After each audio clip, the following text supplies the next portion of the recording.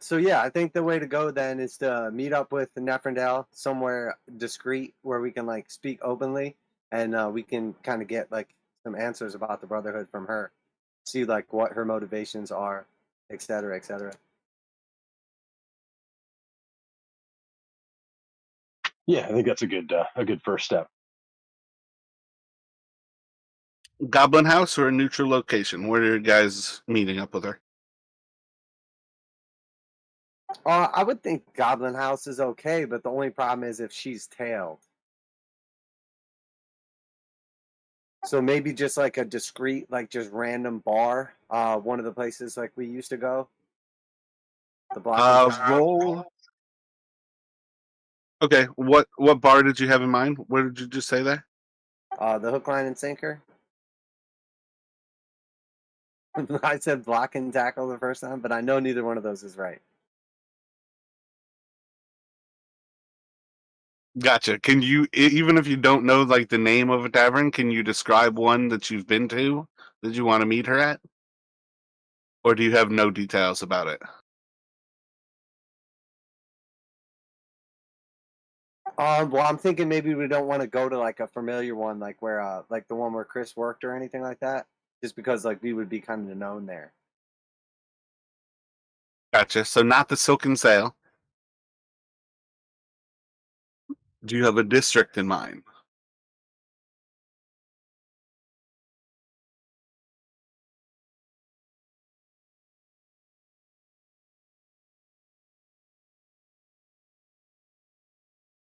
I think maybe something in like Midtown or maybe the Guildsman district with which gets you a good amount of traffic, right? Because we want to kind of like maybe blend into the crowd when we're like meeting with her. So I'm sure like Dalton could suggest a couple places in the Guildsman district.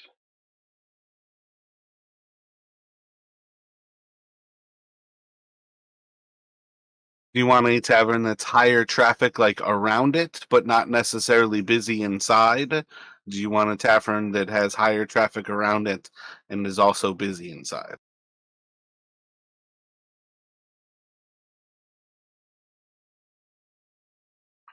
I was initially thinking busy inside, but then I'm thinking something quieter might make it easier for us to discover if there is like a tail or eavesdropping.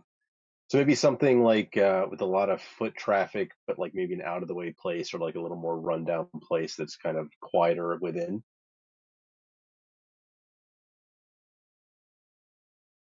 or that like maybe at certain times of, well, she's working, so yeah. But I guess yeah, probably Dalton would think kind of after thinking it over a little bit more would probably want someplace probably with not too much foot traffic within, like relatively quiet, so that they maybe a place that he's familiar with that he might have a better chance of spotting someone who doesn't belong.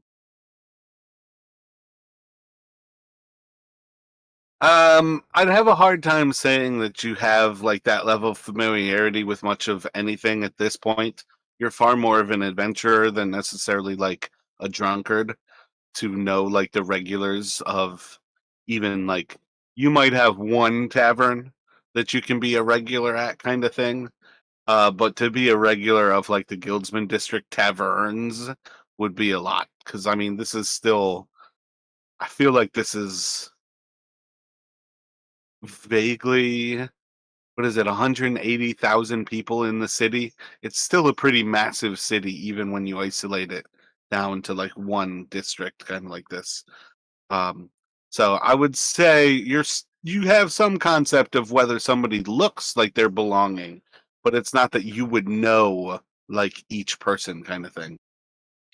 I was thinking like maybe there's like no, like yeah, obviously like yeah, he's not familiar with all the places, but almost like if there's a maybe there's one tavern that like is popular with you know a certain kind of like almost like a cop bar or like a a Smith's, a place where like a lot of the Smiths go, and then it would maybe Gotcha. So I would say that's the perfect reason to be in the Guildsman district, is because most of the people who you're going to see in the Guildsman district are very clearly blue collar workers.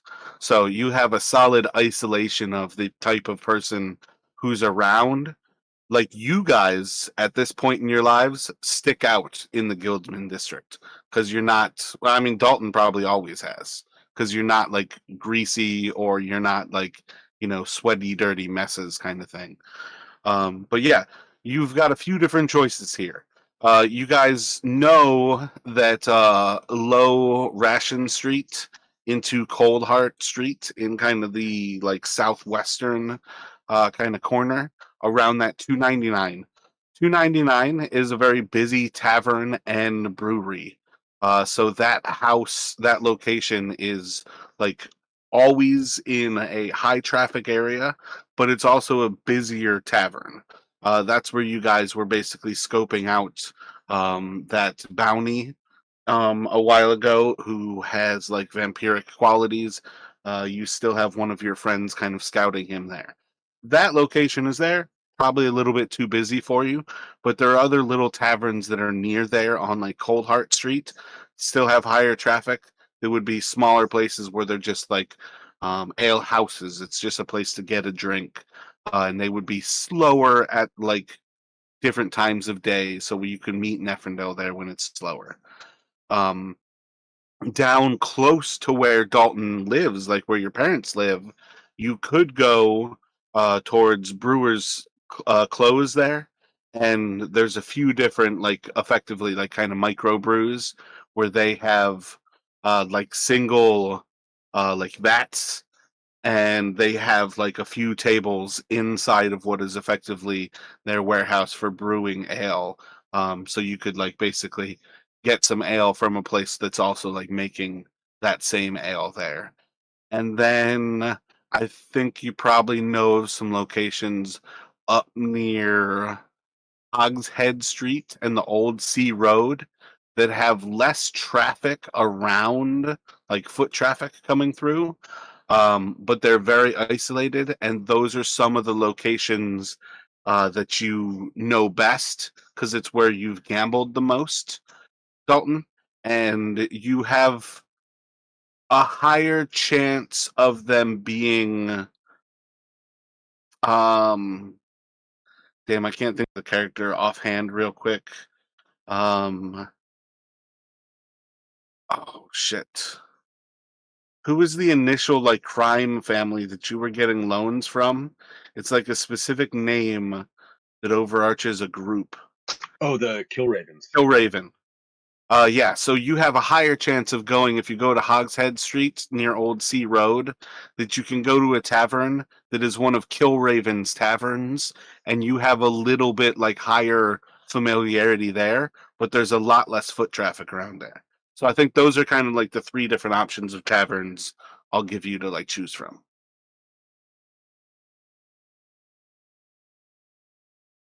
Yeah, I think Dalton would probably be a little bit leery of one of the Kill Ravens plays just because he doesn't. We don't know kind of what involvement they have with, if any, with the Brotherhood, and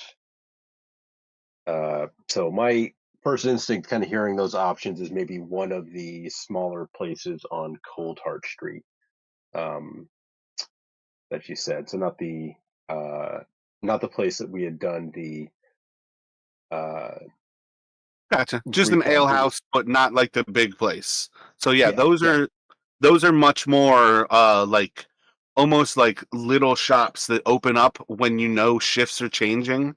They're not specifically like making anything there. It's far more like somebody's like effectively like their home, and they make some sales out of the front kind of thing when people are going by. So you've got something a lot closer to, like you guys can meet her, Cold Heart Street, right where it maybe like three houses from.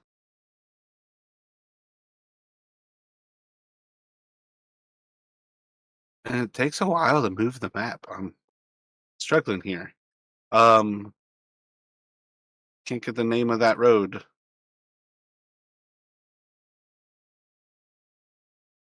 Did you say Dalton's using the other greatsword, the twinned one? He No, has a long. yeah, Dalton's using the anarchic longsword. Okay, not the twin one. No, but I did have him give that to Davros, one of them, the great swords to Davros. You should have humor on Jinx, and he took Solamnar. Yeah, I just wanted to make sure I wasn't like carrying it, messing him up. I mean, I would assume it's like back at the stash or whatever. But yeah, that's what's up. Yeah, that's one of the things. Like ages ago, I said you guys should make like a second backpack on your character and set its weight to 0, and have that be stuff that you have in storage other places. So yeah, you guys can meet her at a little tavern. It's the fourth kind of location off of Gilder Street as you start to head up Cold Heart Street. It's just kind of a little like shanty that like opens up the front of it, and you're basically like looking at like the front of like a small little 2-story apartment building, and this location just like opens up a little bit, encroaches on the street like a little bit more than it like should, but not enough that it just gets like shut down by cops at any given point. You have a few like seats that kind of push onto the street, but largely it's just people kind of like standing there grabbing a drink, if not basically having their own tankard, getting that filled, and they go along like walking along their day. So most people who stop by are just getting their own little tankard filled, and they're just continuing to walk wherever they're going.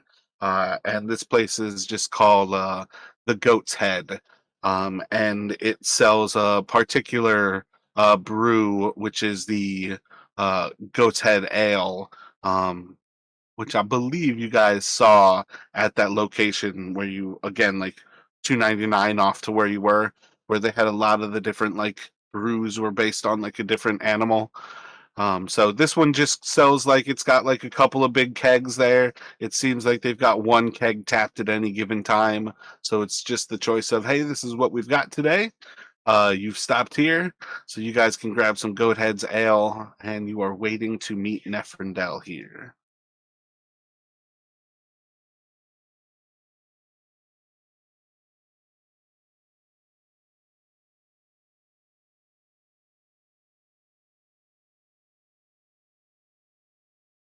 Yeah, so Dalton will uh, buy a couple ales for the two of them. Assuming we settled on a time, um, kind of like look to Jinx and What time is that? I guess, do we know when she normally works till? I would say maybe like an hour after that to give her time to get. Yeah, just give me the time, and that'll be when she gets off work. So let's say 8, equivalent of 8 p.m. Gotcha. So yeah, you guys can basically meet her at 8 p.m. here on Gilder Street. You know that a lot of shifts on like the Guildsman district would be switching like around 5. So you know this place is going to be pretty much at its least busy.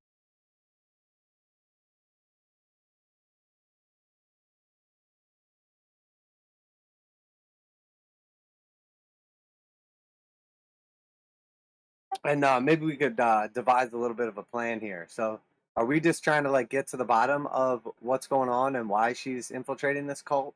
Are we trying to find out also like details about the cult? Well, I suppose the first thing we want to know is why, what would have brought her to join. She was a bit salty after we didn't take her along with us to the Pythoness house, so it could just be a bit of rebellion, or but we probably don't want to, because we probably want to tailor our questioning depending on whether we think she's essentially um, like actually joined it, like, and she, or if she is kind of joining it for like some other reason, like to infiltrate it.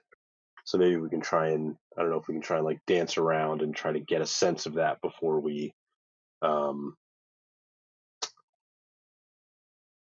you know, uh, tip our hand too much. But ultimately, yeah, I think we're trying to get like, you know, maybe just like ask her like, how long were you, was that your first meeting, or um, then how'd you, meet up, how'd you meet up with them, and things like that. Kind of try to keep it a little neutral at first, and see how she responds, and maybe try to get a sense of kind of what made her join. All right, and if she gets lippy, which one of us has the wand of fireballs?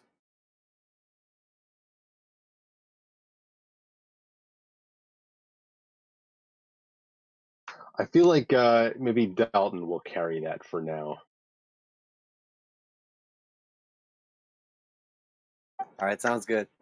So yeah, that's good then. So I just want to make sure that we're on the same level. So we're just going to try to figure out what's up with the cult and why she's potentially joined them. Oh, and I should mention, Dalton, after we had left, like gotten out of the Pythoness house and stuff, Dalton would have returned the explorer's gloves. Oh, okay, nice. Yeah, hell yeah.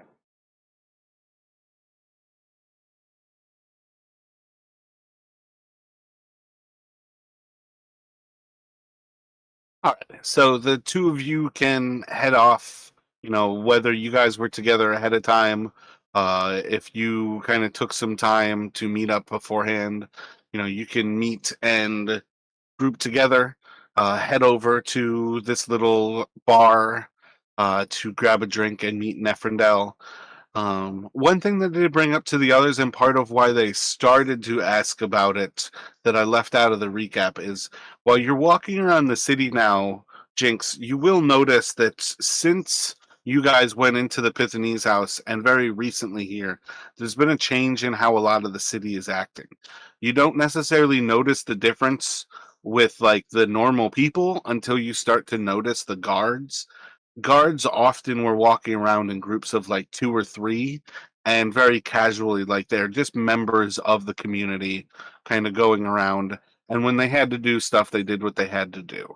Now you're noticing the guards are running around in rank and file. They are in like marches. They're specifically like moving at an elevated pace as they're marching, not quite running but not quite walking, clearly in like a 3 by 3 like 9-person formation though, as they're moving through the city.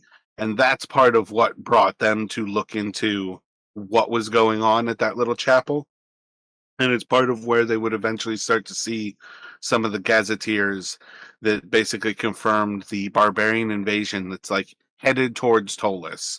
And a lot of the city is now going from the like sensationalist like newspapers saying, "Oh, there's a barbarian invasion coming," and nobody believing it, to now the sensationalists are like saying, why the fuck are we protecting the emperor of a dead empire when the barbarians are coming to kill him?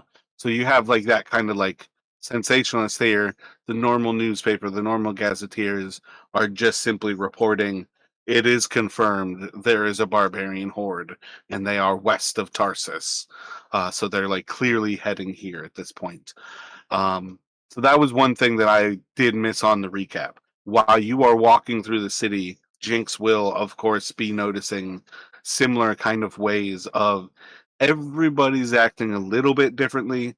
The guards are the easiest thing to tell, is they're no longer just moving around. There's a lot like less guards seen, but when you see them, they are in stronger, higher strength.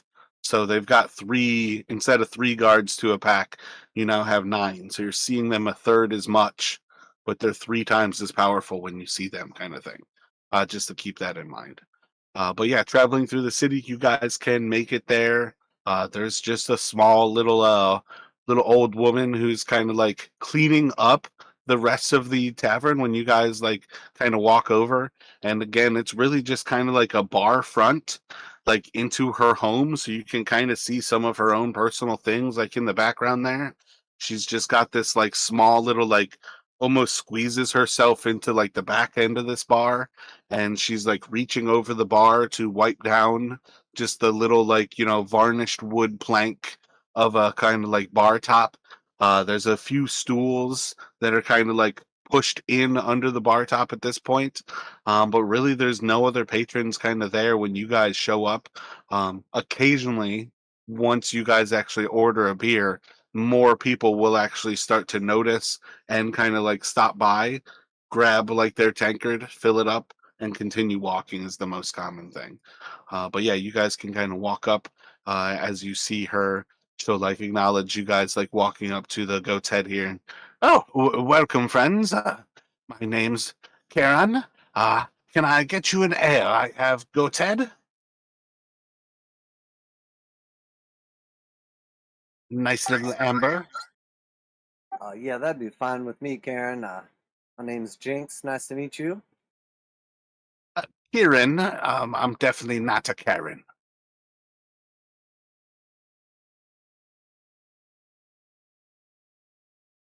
Of course not. Of course not. Yes, Karen. Goat said sounds good to meet you. That's why we're here. Enjoy a few drinks. Try to forget about all the troubles these newspapers keep talking about.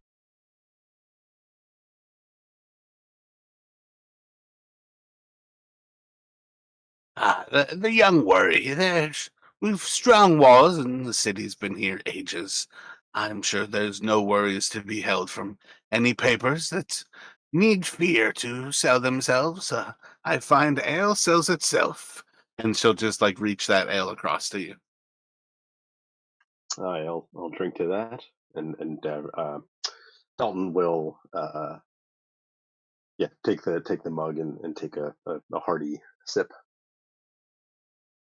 and kind of nod and as good as I remember it.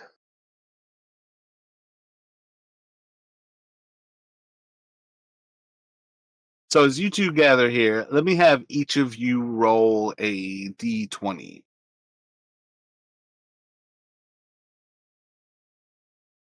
It's a 7 for me. 14.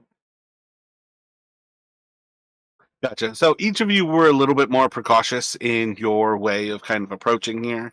As you kind of like take the time to kind of head up and into, this little spot where you can kind of like step off of the flow of traffic around Cold Heart Street, you kind of like step up to the tavern. You keep your eyes about you, trying to get a sense for like, did any of the other foot traffic kind of change as I meandered off the like moving path and kind of into this little like crook.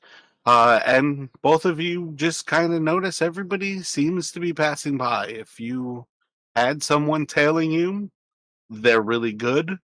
If you didn't have somebody tailing you, seems to fit the bill. So you've kind of like stepped off here, and it feels like you've made it here unregarded.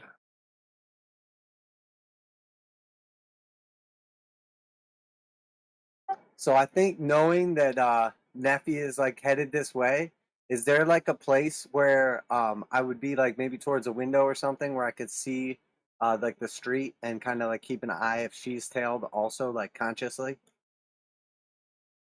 My bad. You guys are on the street. This is like a street side. Like when she opens up like the front like kind of window of her like apartment here, like it opens up and blocks part of the street a little bit here. So you're quite literally like people are still like walking by you, and you could bump shoulders with them. The little bar stools, like to sit on the bar stool, you're gonna take like 4 to 6 inches of the street. You know what I mean? Like this place Yeah, is I got you. street side. I got you. I got you. We're like on like a patio basically, but that's all there is. There's not like a big indoor or anything. Okay, so I guess yeah, I'll just like consciously like keep an eye out for when Neffy gets there to like make sure she doesn't have a tail. Gotcha. Roll a perception here, and there's no reason Dalton can't do the same. Sure.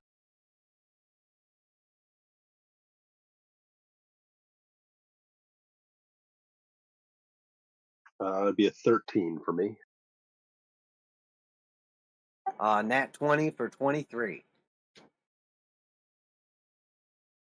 So Nephrinel's going to arrive just a few minutes after you guys. You might have finished an ale. You might still just be sipping and waiting and kind of like being a little more patient. But she'll arrive and she kind of like walks up to you guys and, hello, Dalton and Jinx. What are we doing here?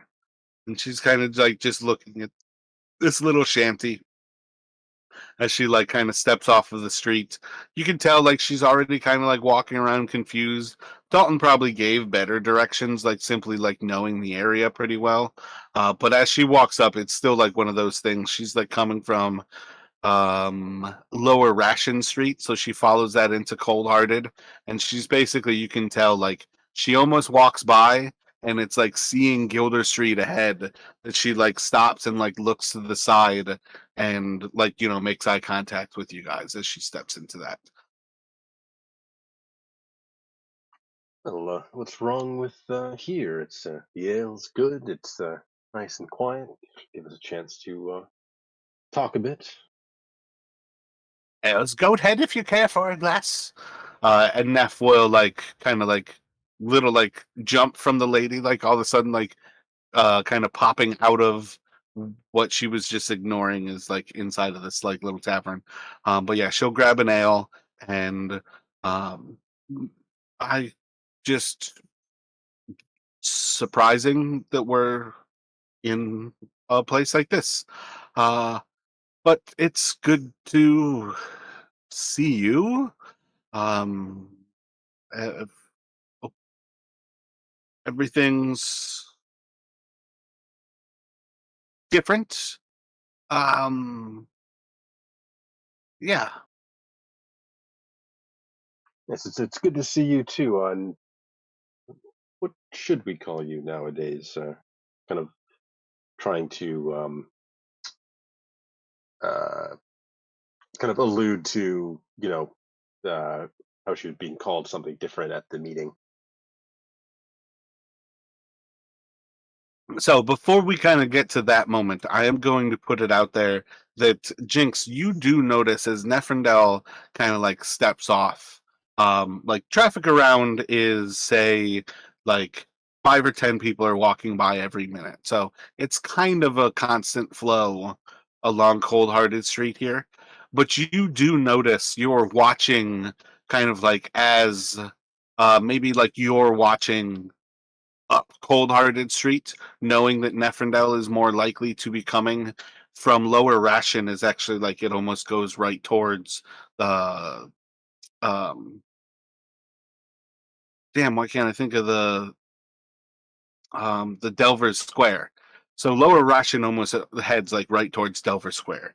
You have a solid sense that that's where she's going to be coming from. So maybe Dalton's back is towards Lower Ration, and Dalton is facing Gilder Street, and maybe you're facing up towards the west there.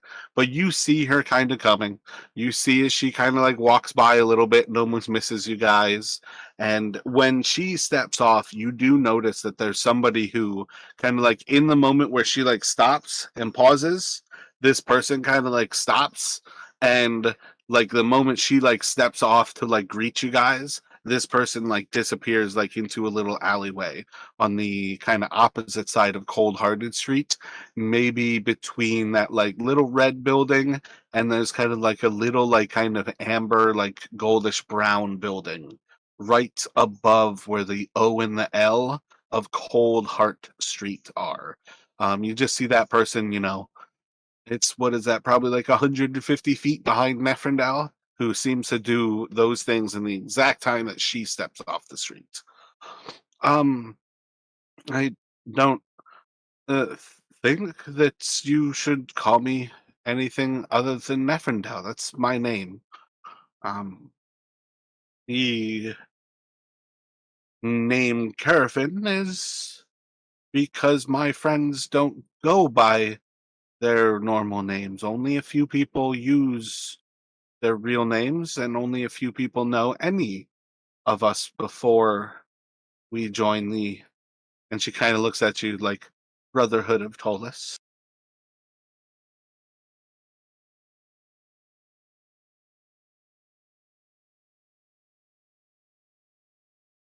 Nephew, I know we have a complicated relationship, and you're a grown woman, so obviously we support your decisions.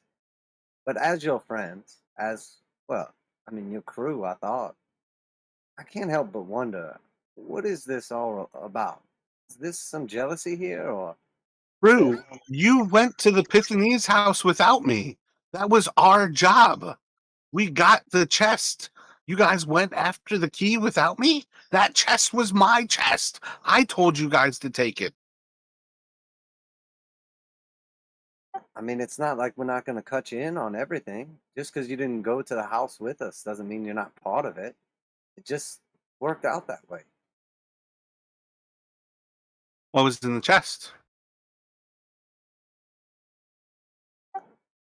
All kinds of stuff. You should come and check it out. You didn't think to tell me when you guys were going to open it. I mean, it sure feels like you moved on. I mean, I don't want to play games with you or anything, Nappy, but I mean, you're, and I'll like look around, you're joining a chaos cult.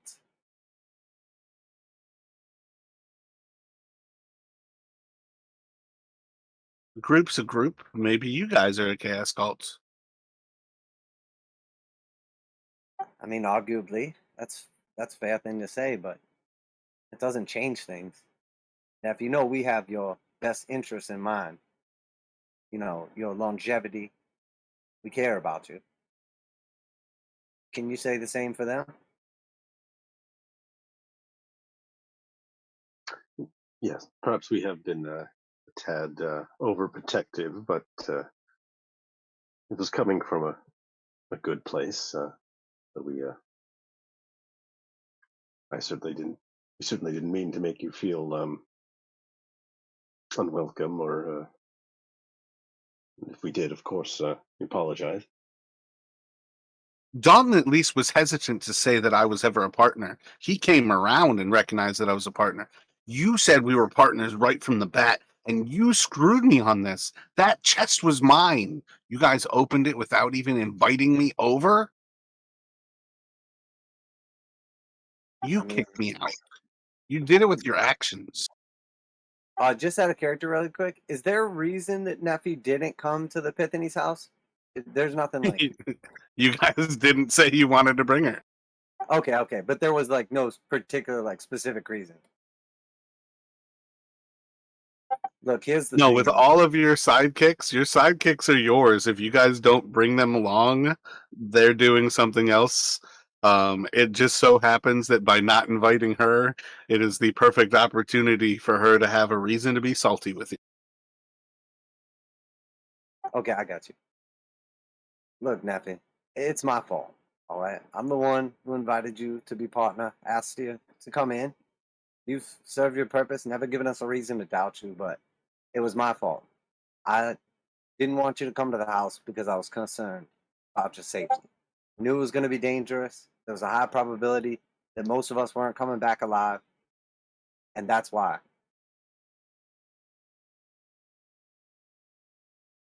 And if you'd seen me when I came out of that place, if it hadn't been for Jinx and uh, probably wouldn't have made it out at all. So he's not lying. Like I said, our overprotectiveness came from a good place. Certainly didn't mean to make you feel um, excluded. Let me get a persuasion from Jinx here.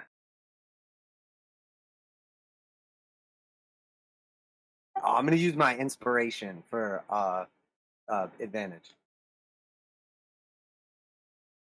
Holy shit.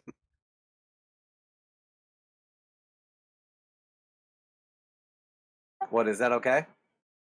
Oh yeah, that's perfectly fine, but I feel like persuasion's already something you're really good at. So doing an advantage. Yeah, it's 26.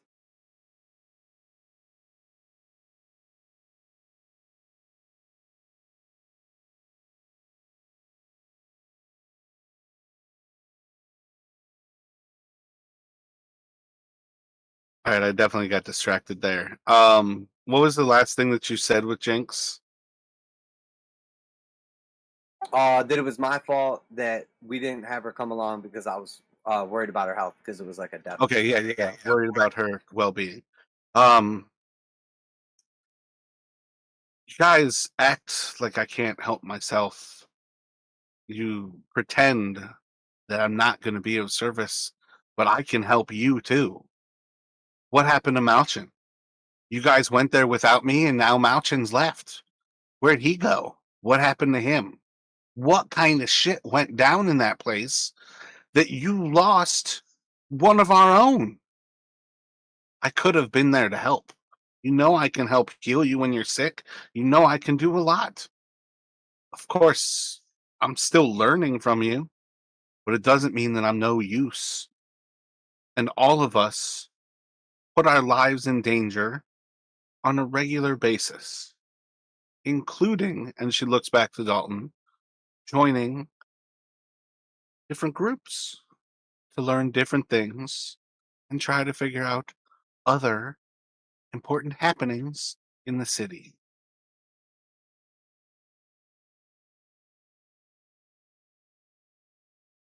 Look, Nathan, we're not going to argue with you because you're right. Should have given you the choice to come along. It was not our place to try to make a decision for you or my place to protect you. All right? Shit hit the fan out there. We all almost died. None of us should have made it out of that house alive. We saw things, demons. Mountain died. That's why he's gone.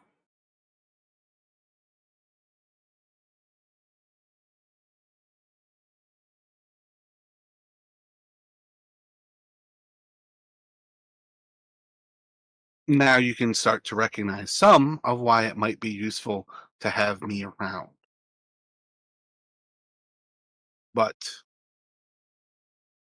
you're also not wrong. I have gotten myself into some things, and now you're a part of it as well. But it's all good. Everything's going well. All of my friends are people who care about me.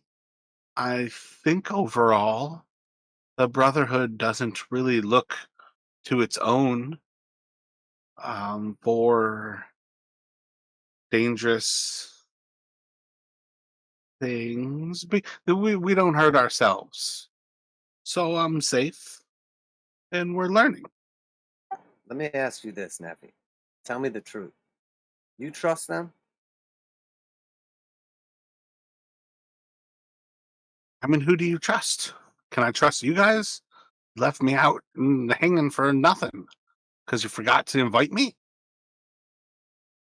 We didn't forget. You can trust us with your safety, with your life. That's why we didn't invite you. Do they trust you, Neffy? Do you know that you're being followed?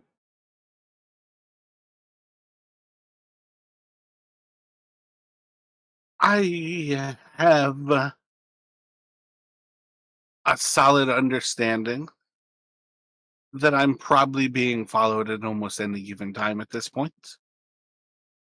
But it's also because we're joining up with this group that it is perhaps in their interests to be following us as well.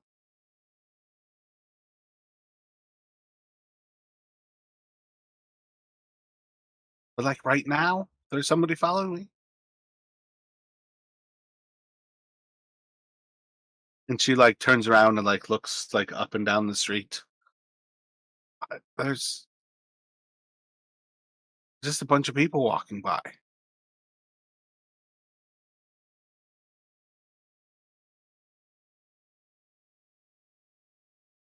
Neffy, you can't honestly be this naive.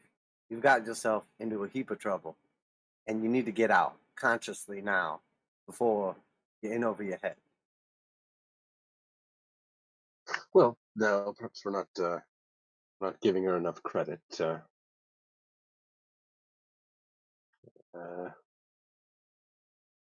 Perhaps we just joined this group. if she's willing to give us a second chance, perhaps we can use that to our mutual advantage.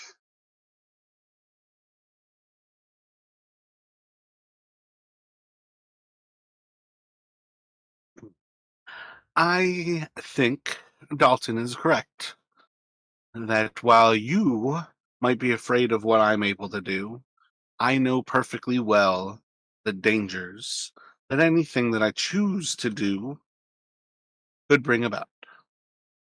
There's many different reasons that just living is dangerous. We all know at some point we're going to die. I'd rather affect my own life than worry about whether this or that choice or this or that result come about. If I can't affect it, it's not my problem to worry about. And it just so happens that if I'm being followed, there's no reason to worry about it because I came here to deliver you to the very marks that you require to be at the next stage, which you've already agreed to when you followed me to that meeting. And you'll see as she kind of like opens up like a little bag like on her waist. She kind of reaches in and she reaches far too far into this bag. It is deeper and larger than the bag itself could possibly be.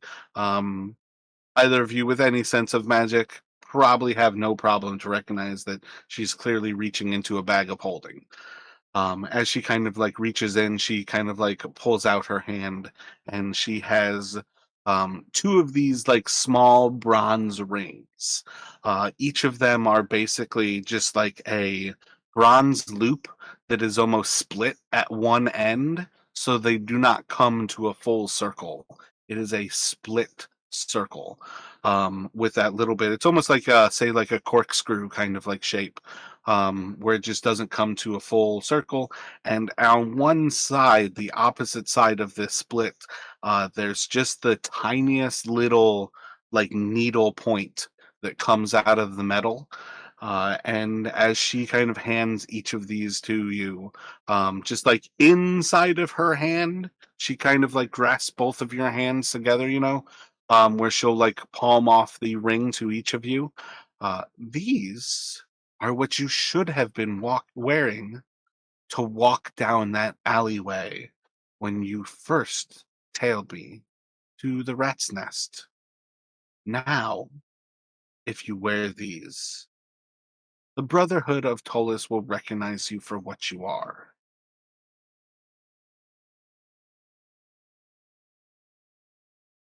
Nephew, can I ask you a question, honestly? That is a question itself, so you can ask me two questions. Have you gone fully retarded? You really think that we're gonna join a chaos cult with you? I mean, are you delusional? Are you under some sort of magical effects? Have you been charmed or something?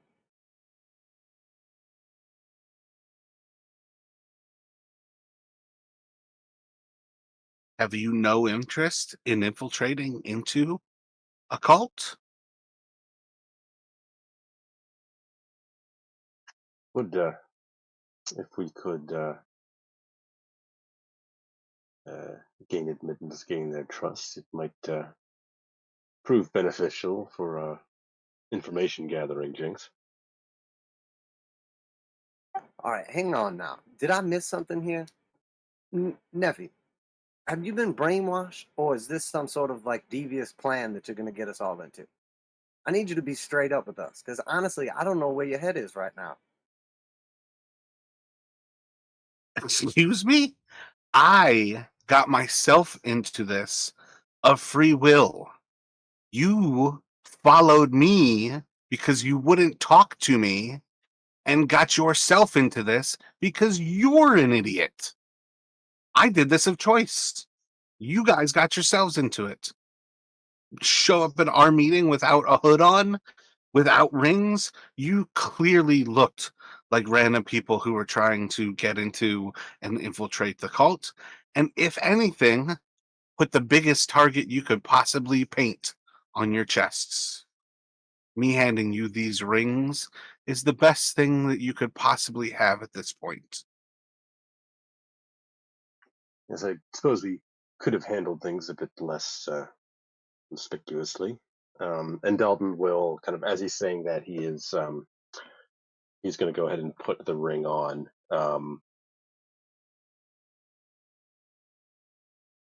Probably like try and glance and see like how, assuming Neferndel is also wearing one, like which finger she puts it on and that. Um, I think overall it's not as important which finger that it's on. I would say that they're designed basically so um damn, I guess what makes most sense? I think it would make the most sense if the split is visible on the outside of your hand when the needle is hidden. And part of that is because, like, as the others kind of recognize from like the day that you went there, like the way they shake their hands is an opportunity to poison someone. As you guys know from the Book of Faceless Hate, the Brotherhood of Venom, also by their name, they are a group of effectively, you know, poisoners, venom users, all around like toxic things are what they deal in. And their rings are designed for, you know, sending these letters of joy.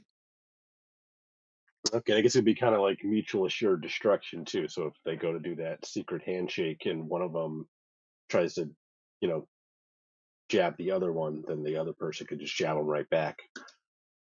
Well, it's all yeah, it's definitely like a weird level of that as well, because it is one of those things where the trust is certainly part of what like makes that like again, it's meant to be a secret handshake, but that's one of those things I think we've started to with esoteric orders like figure out through the ages is like a lot of these handshakes are secret in that they're meant to put you at a very vulnerable state and like the kind of like forearm like elbow handshake like that is one of those things. But yeah, that's precisely kind of it. Like anybody who goes to shake as a member is also very much in danger of effectively being like poisoned as well. But yeah, you would definitely like reach forward and potentially be able to poison someone, and they're probably going to be able to poison you.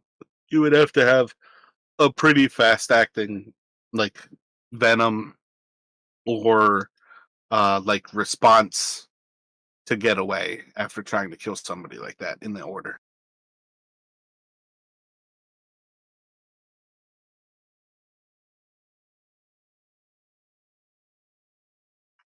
Sorry, go ahead, Jinx. I didn't mean to cut you off when before.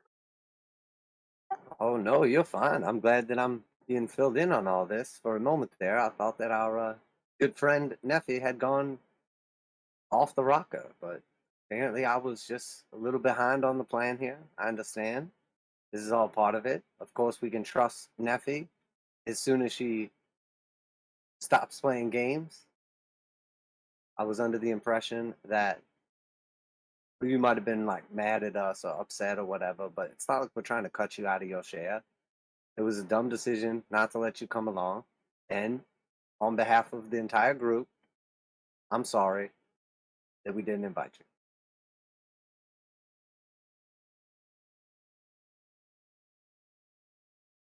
you. Just out of curiosity, Neferndel, was it the brothers who turned you on to the chest in the first place, or was that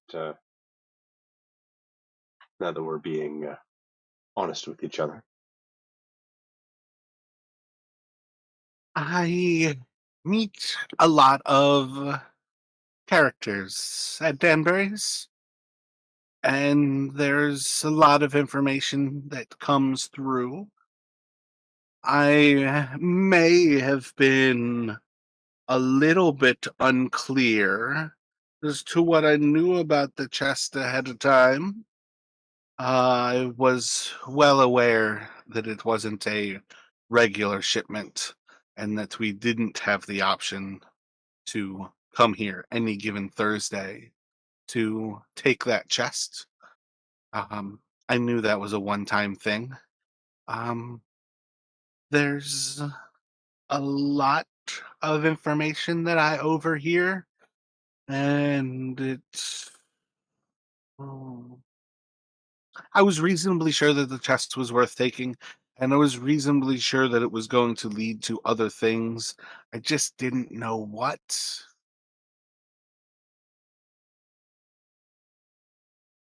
So, do you owe your new group of friends anything for this chess job? No, no, no. My apologies. My friends there, like Scaris and Jamil, neither of them had anything to do with the chest. The chest was a different thing.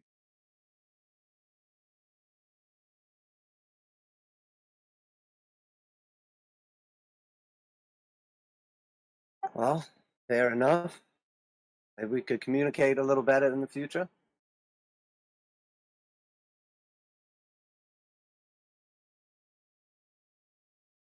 And I presume that once these rings are handed out, they're expected to be used.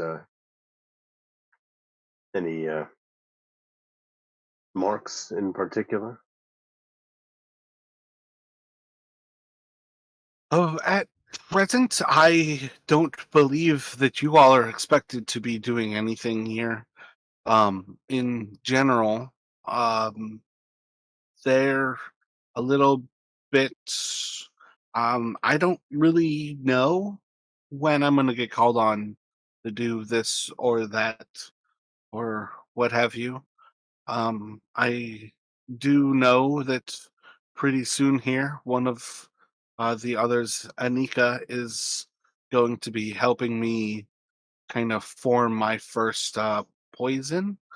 And I have a feeling that that's going to lead to my first mission to actually deploy it.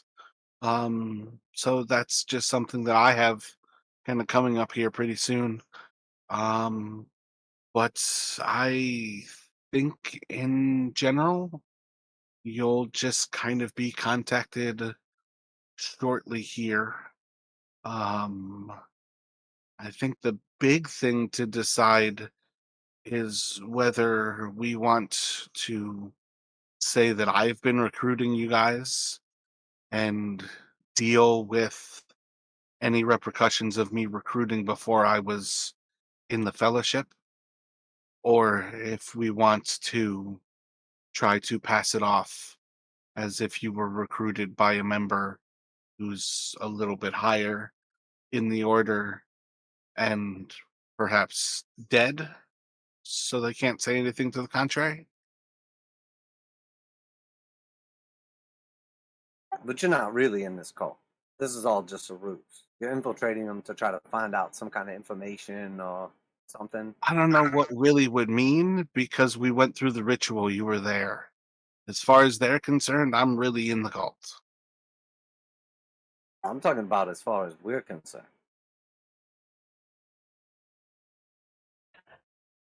Depending on what they ask me to do, if I can get to the fellowship, I'm really in the cult. I think getting to the fellowship is a worthy reason to do a lot of things. Um, if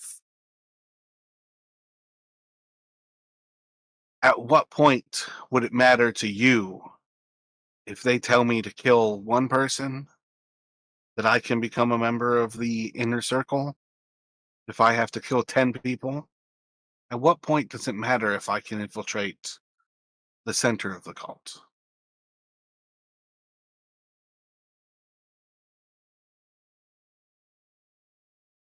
I mean, it's up to you, Neffy. You gotta have your own moral lines and be prepared to draw them, or at least to break them, if that's what it comes to.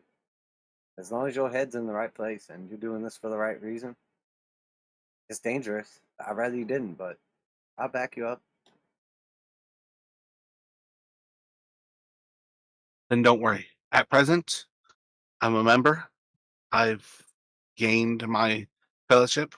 If I can get to the inner circle, that's what matters. You all might be called on pretty soon here. Well, you yourselves will be brought into the fellowship as well. But at present, you've got those to mark you.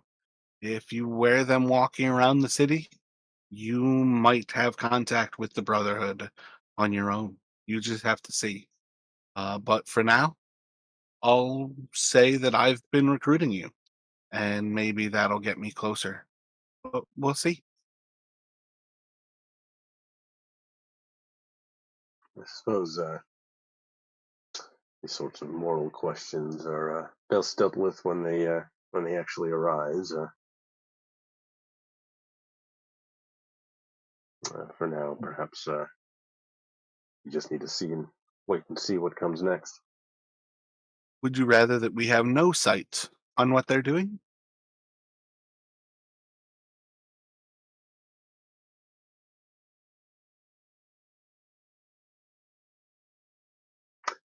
No, I think it's worth a risk, and still learning, but I'd trust your judgment a little more, Nefrendel. I think you certainly earned that from us. Trying to be kind of like a little apologetic and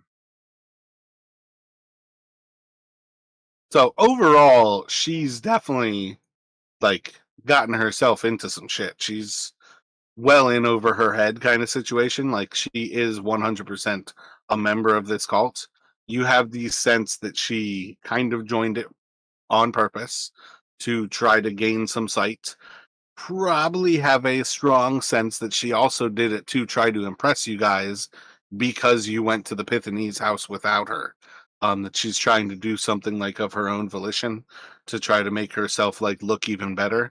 But yeah, you definitely have a strong sense that she is still, well, you probably even have a more of a strong sense that she is in over her head. Because this is definitely a recognition like she is inside of like a group of the Brotherhood of Venom that doesn't tell her how many other brothers there are around the city. You all have no sense of like the size of any given one of these cults. But if you don't have any other thoughts at present, we can kind of skip forward to something else. But like, where is this putting you guys as like an overall situation here? Are you just kind of like finished with this moment? Do you want to try to like lead this towards something else? What are you thinking?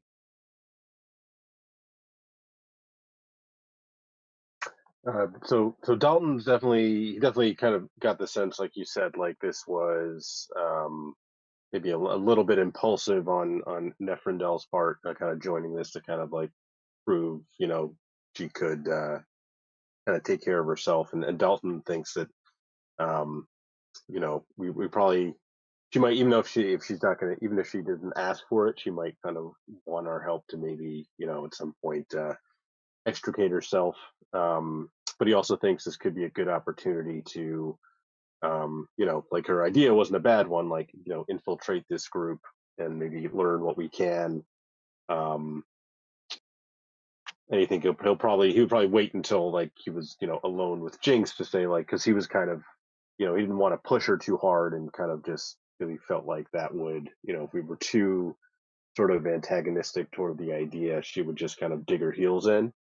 um but Dalton definitely kind of longer term thinking, like, we need to obviously he doesn't have any intention on like becoming just like a full-fledged member of this cult, like, for real, but might have to kind of play along for a bit, and until we can maybe learn some more information and kind of essentially kind of take on like a double agent kind of role.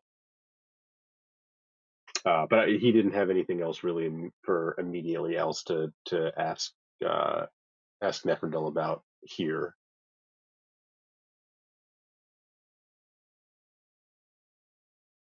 And Jinx will just bring up the bag of holding and just like act envious, like, "Oh, I always wanted one of those. That's super cool. Awesome that you have one. Like, very impressive." Because she obviously is seeking some approval.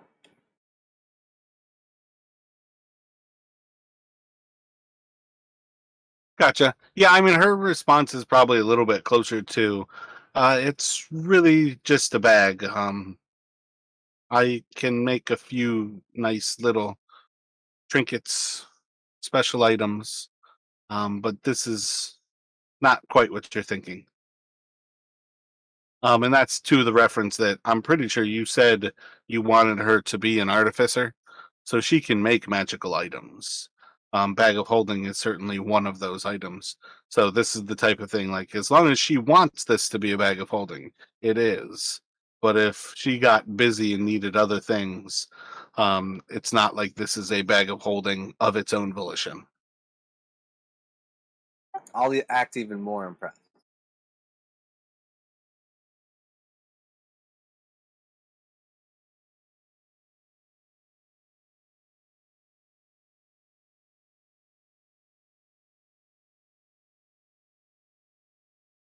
So you guys have chaos cults. You've got barbarians. You've got the Hydra. You've got the like religious order of the Watchers of the Sky. What kind of thoughts are drawing your attention moving forward here? Are you looking to delve deeper into any given one of these problems? Um, when you head out here, are you looking to do something about the tail who is on her? Do you want to just kind of let it go and see? Have things just gone like fine and everything looked kosher about that meeting? Like, what are you guys thinking about this as you're kind of like wrapping up with this Neferndel moment?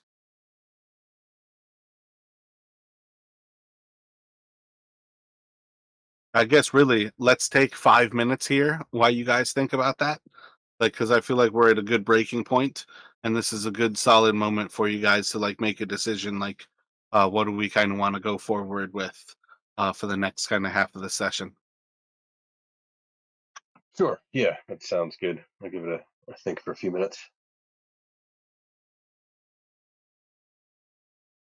All right, cool. I'll get you guys back in about 5. Justin, are you here right now? Yep, I just got back to. Hell yeah. So what are you thinking? Do you want to go after this tail and tie up that loose end? Do you want to just leave it alone and see where it goes? What are you thinking?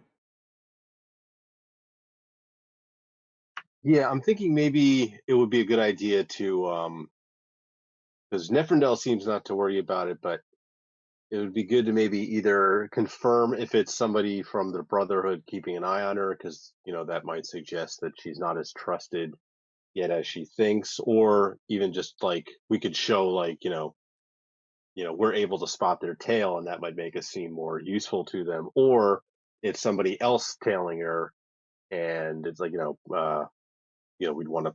I feel like we'd want to find that out. So maybe we see if we can catch up with the tail. Yeah. All right, so I can always do twin invisible too. So we could both go invisible and then go after the tail. So we're like harder to spot and maybe could sneak up on them.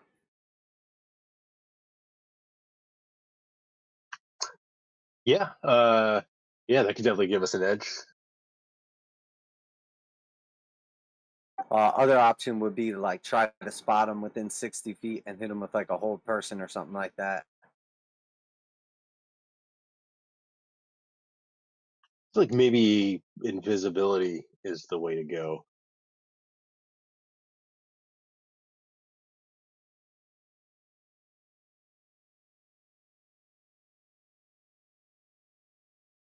Are you any good at like tracking and stuff like that? Not particularly. No, I'm fairly stealthy, but no, like tracking is not one of my strong suits. Maybe if I smash you with a bardic inspiration or something like that. Well, you had because Jinx had seen them kind of duck into like one side street, right? So we kind of could at least start there and then see what we can if we can pick up the trail. Yeah, all right. I like that idea. And we So got going to with the assume. Oh, sorry. Go ahead. nope, you can continue. We got to assume that whoever it is probably planning on following Neferndale like after this too. You know what I mean? I would imagine at least.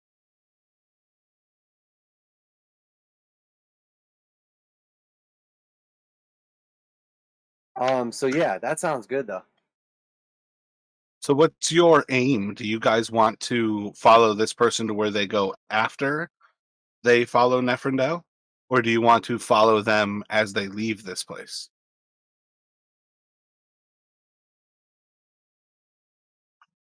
Tail the tail, find out where they go. That might be worth Because doing. like if you want to find out where they go, you could tell Neff to take a roundabout way back to her home. You guys can go to her home in a straightforward way and be waiting there. You know, when you see her, make yourselves invisible, look for the tail, and see if you can find them like that.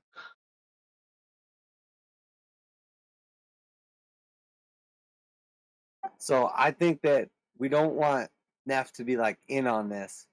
So we mentioned to her obviously that she's been tailed, and I guess like as we're leaving, maybe we just say like and we're gonna pay your tail a visit, like just kind of like a wink, wink.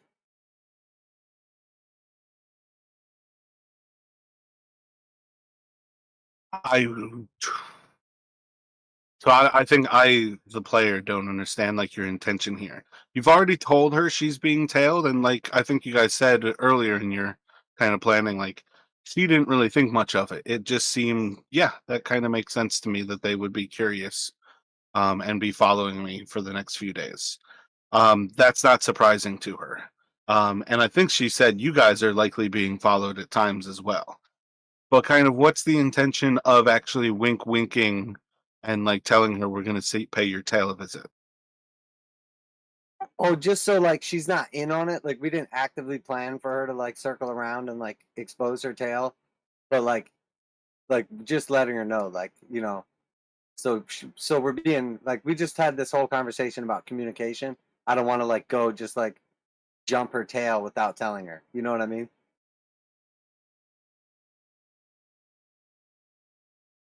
So when you kind of say this to her, like,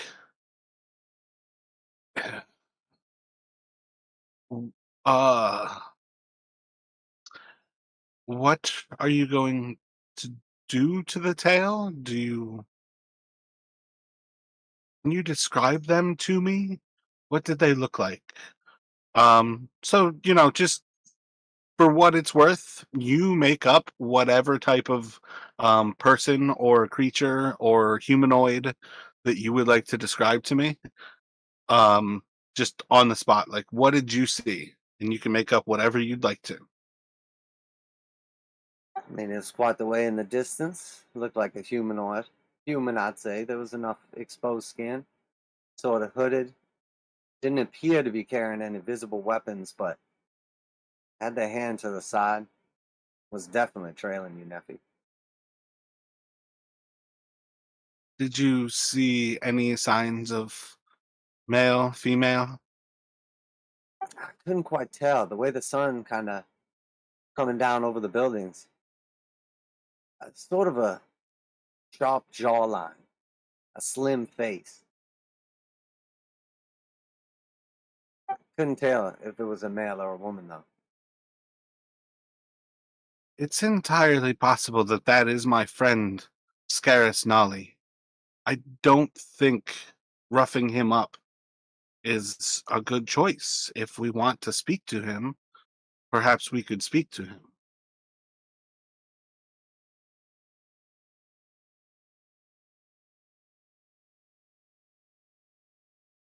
As far as he's witnessed, he just saw me giving you all the rings that should mark you in the way that we normally would go about things.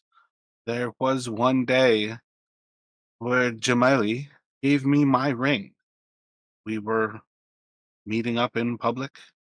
She met with Garifin. I met with Jamali. She gave me the ring. This is how it's done.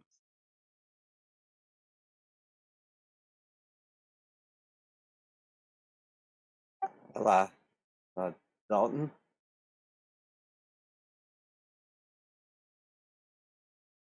I'll trust. Suppose we should trust your judgment on this, Neferindel. If you're not concerned.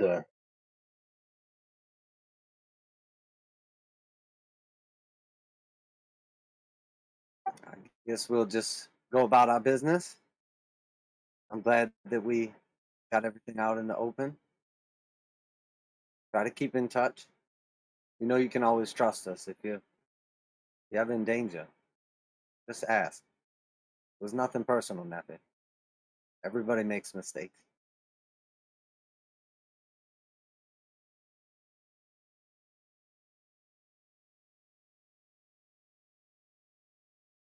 So after a few moments, she'll like, put down some coins and stand up and, head back off to the west and start to walk back off along Cold Heart Street up towards, what was that?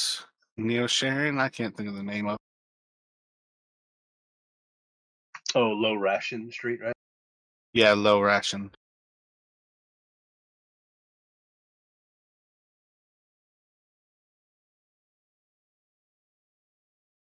From there, the question becomes, do you guys actually want to see?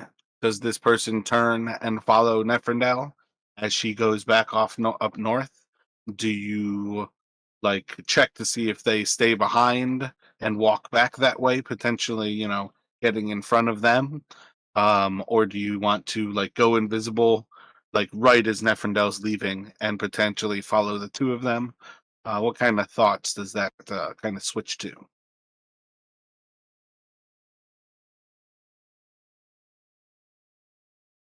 Kind of just think let her do her own thing.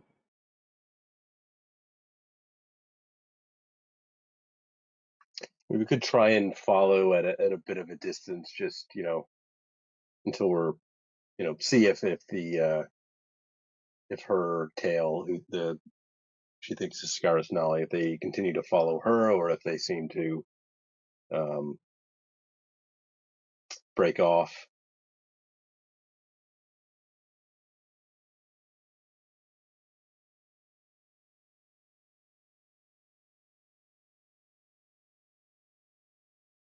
What is your perception bonus from Davros?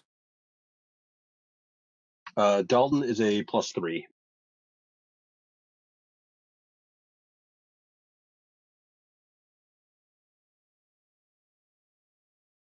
So when she leaves and kind of heads off, you guys can like pop up at a little bit of a distance and kind of follow her. That was what you were kind of talking about.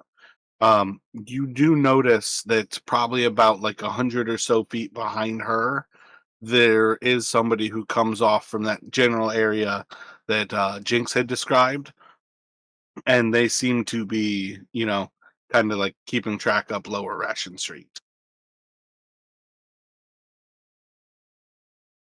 Yeah, so Dalton would kind of like to Jinx suggest maybe we just try and maybe a little surreptitiously just follow along, see maybe not intervene, but just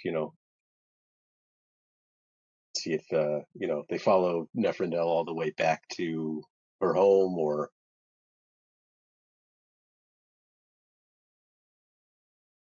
Sure. I mean, there's nothing wrong with two gentlemen walking around on a nice evening, smoking cigarettes.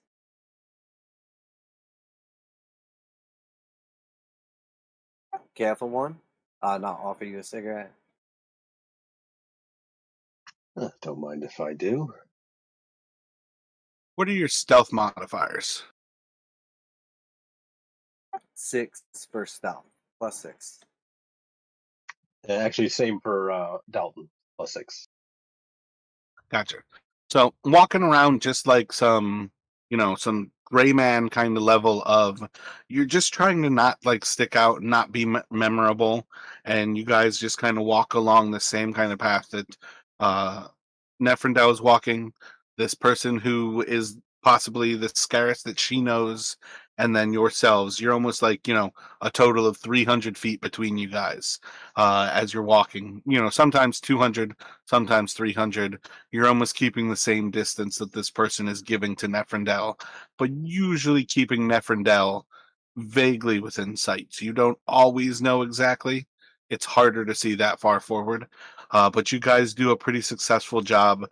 You don't seem to ever catch eye contact with this person. They look around themselves every once in a while. They show signs of like a spatial awareness, but not like of a paranoia level of constantly looking around themselves. But you feel pretty confident as you like follow them back, following Neferndel. Neff is going to. I don't know if I ever thought about where she lives. Wasn't she originally the curious girl from Yeah, the the upper district? Yeah. yeah, the first time we met her was going into the Goblin House, and she was like, she wanted to go in to check for ghosts. Yeah, so she's going to be heading up through Midtown. She's gonna go to Danbury's, but she's only there for a few moments. And then she heads back up into and over what is it, the Bridge of 1,000, um onto the Street of 1,000 Gods. She heads up into the north. um I'm missing the name of it. It's like the North Sales District, the North Merchant District. But she goes over to near where the Goblin House is, and she returns to her home. Um, she lives off of the main street, so you don't actually ever get like properly in sight of the Goblin House. But you basically do kind of spots as you guys are almost. Um, she would come up like Shalaby Street and meet that onto Market Street, heading east on Market Street towards Carvel Lane.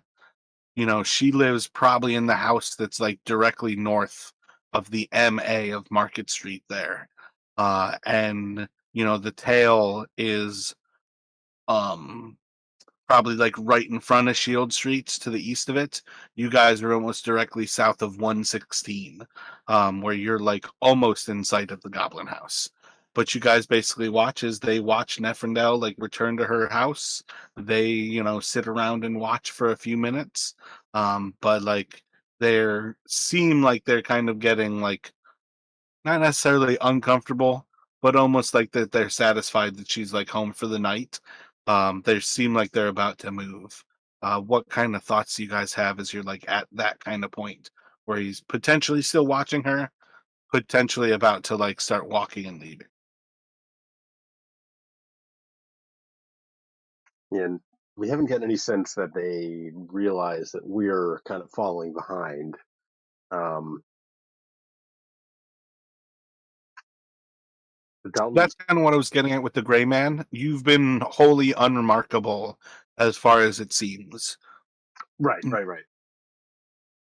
So I'm thinking maybe I don't know, maybe we kind of like what I was saying before, like we follow them after they leave Neferndel and see where they go.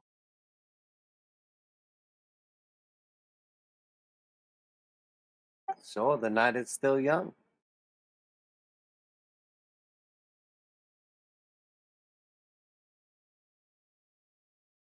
And then stealth modifiers were 6 from Jinx, and what was Dalton? Same, yeah, 6. Very similar builds, I think, Jinx and Dalton. And then you guys are still just like walking behind, not going invisible or anything. Yeah, I think just trying to kind of keep sort of blending in as much as we can, and yeah, but I don't think going invisible. Yeah.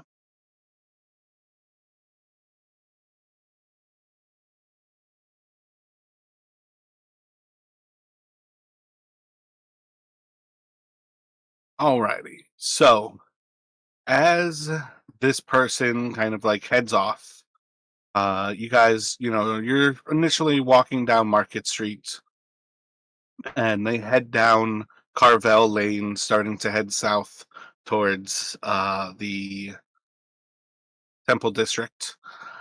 When you get down Carvel, they turn down Crow Street and kind of like start to walk to the east. You guys are still following them. You still have plenty of distance, giving like even longer distances, almost like 200 feet at times between yourselves and like where they're going.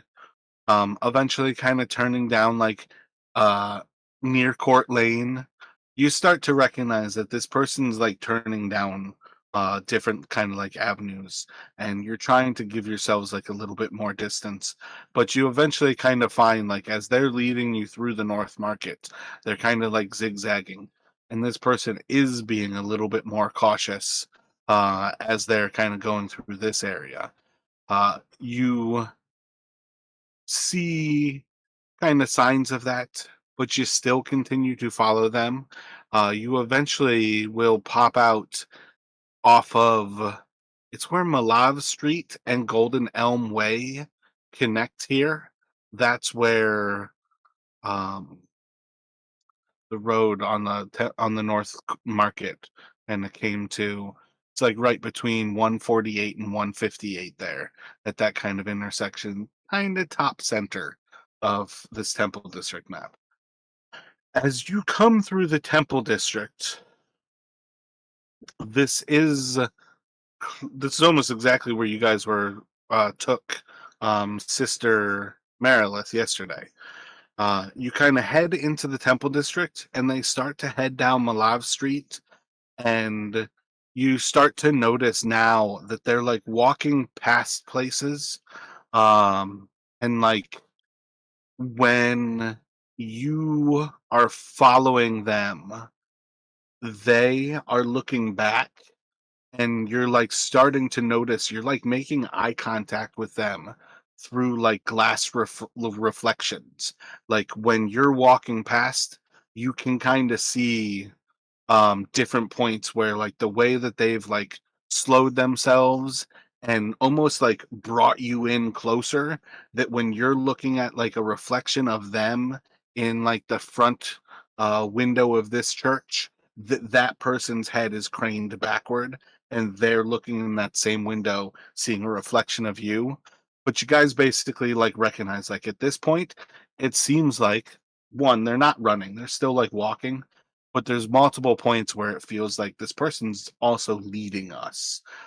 They're not unaware that we are following. What does that put you at as you guys come clear to the fact like you're not being stealthy in following this person at this point?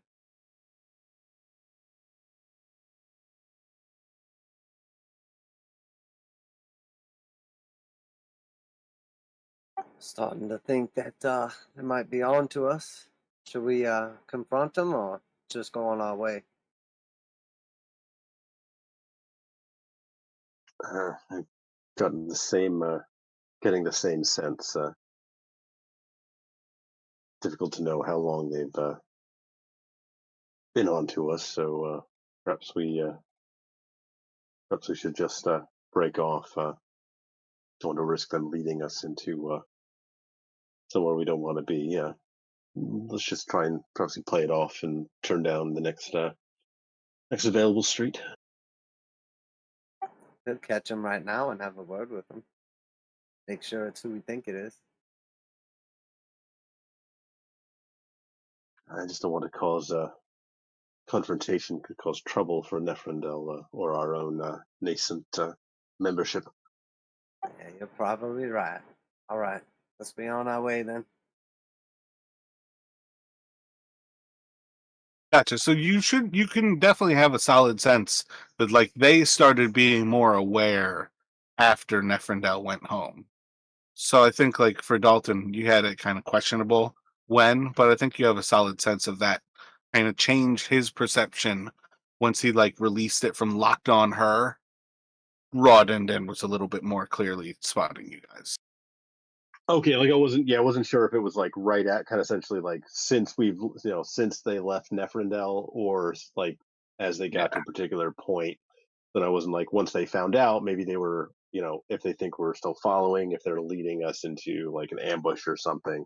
Um, Well, that was one thing. That was another thing that I wanted to clear up. Like, you guys can certainly just bug out and go, like about your separate ways. But I feel like one of you said they might be leading us into an ambush. The other thought was, you could still potentially follow them and see, or you can confront them. But it sounds like you guys just want to kind of like turn off and just kind of leave it as it is at present.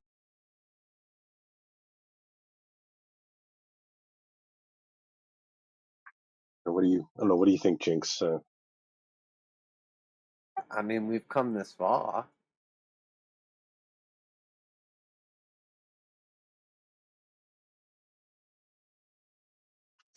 Yeah, maybe perhaps we just continue. Maybe just keep a bit of a distance. They already know, so not sure I that there's mean, tell me the reason. curiosity is not killing you at this point in time. Don't you just want to know who it is? I do. I'm just worried if we try to run up and make a scene.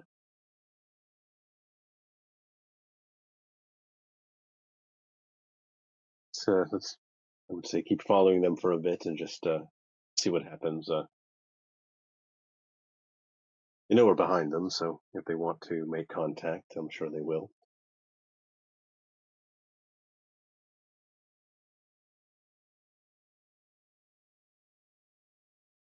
I mean, if they know we're following them, and we know they know we're following them, aren't we just sort of dancing?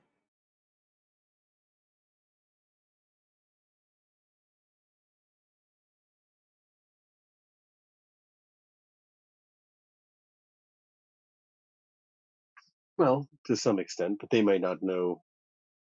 They might know we're following, but they might not know why.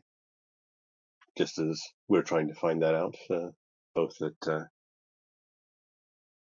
probably don't. Each of us doesn't have all the information they might need. All right, so yeah, I'm down to just keep following them then.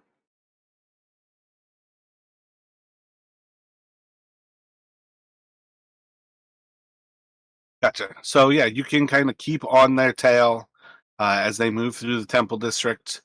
You've started down like Malav Street. They eventually kind of like cut into one of these like side streets towards God's Day Circle, kind of showing up almost on that like kind of point like south of where it says Discourse Street, heading towards 150.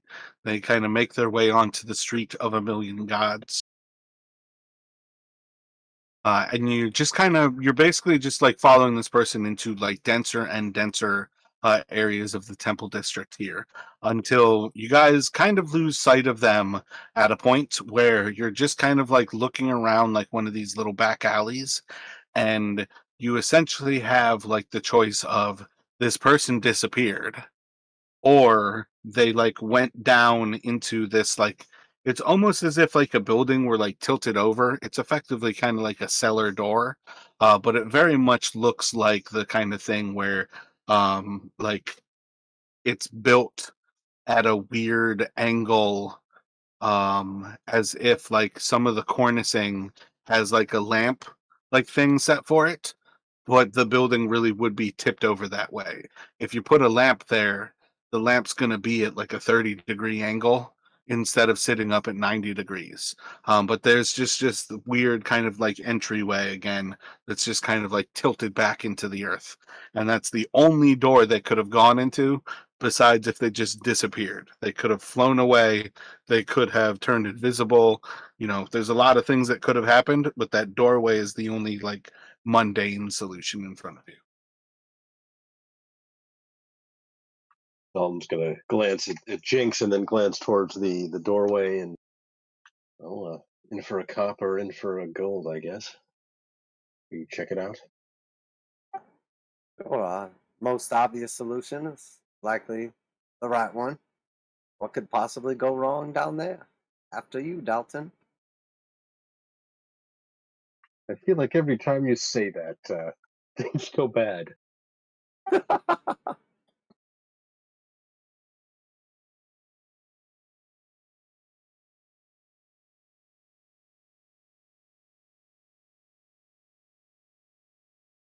don't understand. Oh, because they updated it. Duh. I miss when everything automatically started with Fog of War on.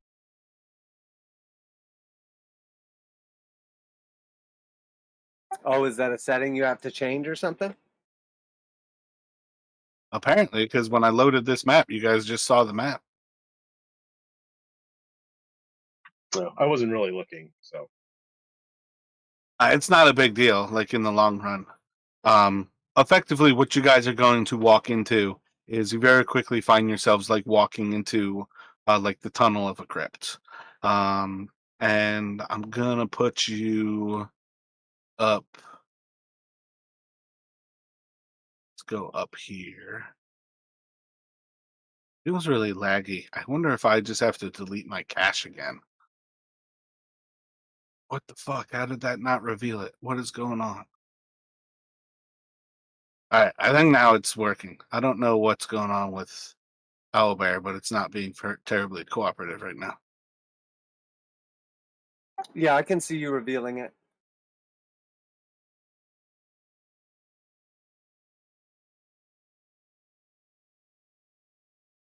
All right, so you kind of like walk into this little like turned over building, kind of like entryway, cellar door here.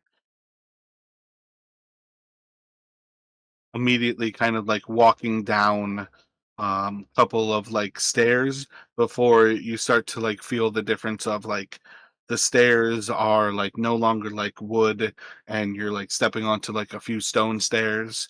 There's a little bit more kind of like softer material as you're like stepping onto like more dirt until eventually like you're leveled out maybe like 5 or 10 feet below the ground.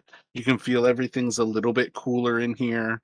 It's a little bit kind of like not putrid, but like stale air. There's like some kind of like scent of rot and earthiness, like in the ground, like in the air. But you're very kind of like in kind of like a unfinished kind of like tunnel that's almost a little more earthy and sandy than it is necessarily like rock lined. Um, Narrow walls, not terribly tall. It's maybe like 5.5 feet, so it's very likely that you're each kind of like hunched over. Um,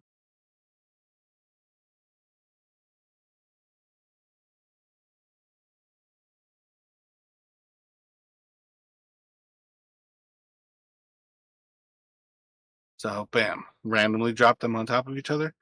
That seems great.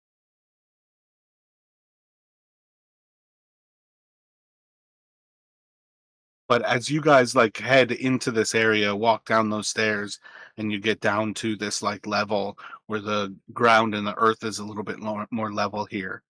Do you have like an initial um thought how you're approaching forward? You don't see the person like when you initially walk in here, but you already had, maybe like 75 feet, 100 feet between you guys when you lost them.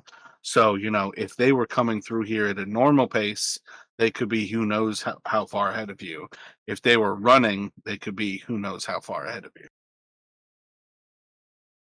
yeah. If there's any like if the ground is dirt at this point, or if there were any like kind of dirt areas, I guess Dalton would try to check to see if he sees any fresh footprints. Gotcha. Go for a survival. And Jinx will go ahead and fire up light on the staff. Gotcha. Excellent. Yeah, my bad. I pretty much always assume that you guys are doing something for light. What was that, like an 11-ish? No, for me that survival that'd be a 9. Okay, +1 word. Um,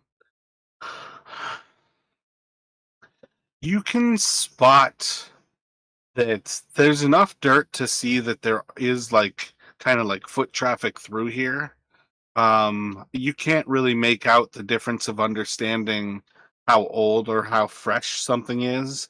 But it's definitely, this is a place that um,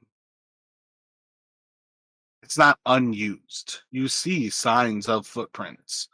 You just don't know what to make of them. Gotcha. Yeah. So Dalton will like to jinx. Well, someone's been here. No telling when or how many. But we've come this far.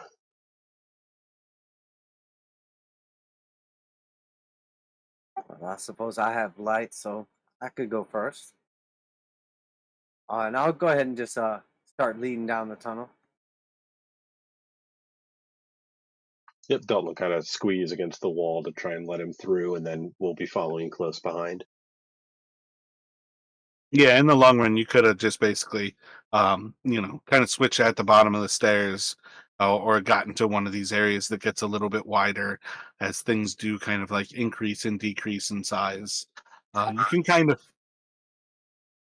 Sorry, as Dalton was looking at like the footprints and anything, did we notice any sort of like sigils or like markings or anything like around the building, like as if they would be like some kind of cult marching markings or something like that? you could make a perception check as a general, just like looking for markings.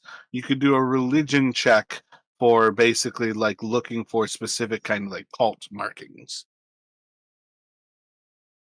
Okay, Like I that's me accidentally saying it's a rolled. lower DC for religion because you're not concerning yourself with all symbols. You're looking for cult symbols.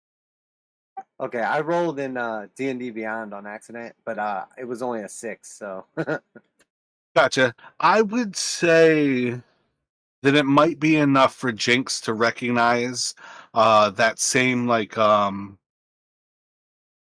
wait, that script was related to. Yeah, I'm gonna still stick with that. That same kind of script of runes that you guys are vaguely kind of like considering something almost like celestial. It's like an ancient rune system that's almost like universal um to some of the pantheons. It's something that's like almost like above and beyond like which pantheon it's a part of, but it's a part of some of all of them kind of thing. But it's essentially you kind of recognize that sort of runes, whether that means it's a church, a chaos cult, or something else. It doesn't really establish there, but you do see those same runes. okay, I'll make sure Dalton sees them too, and then we can proceed. Sorry. Yeah, I brought up to him yesterday that like the runes that like Killian has, like that rune system is like something that seems universal to a lot of religions, but doesn't necessarily separate it from one pantheon or another.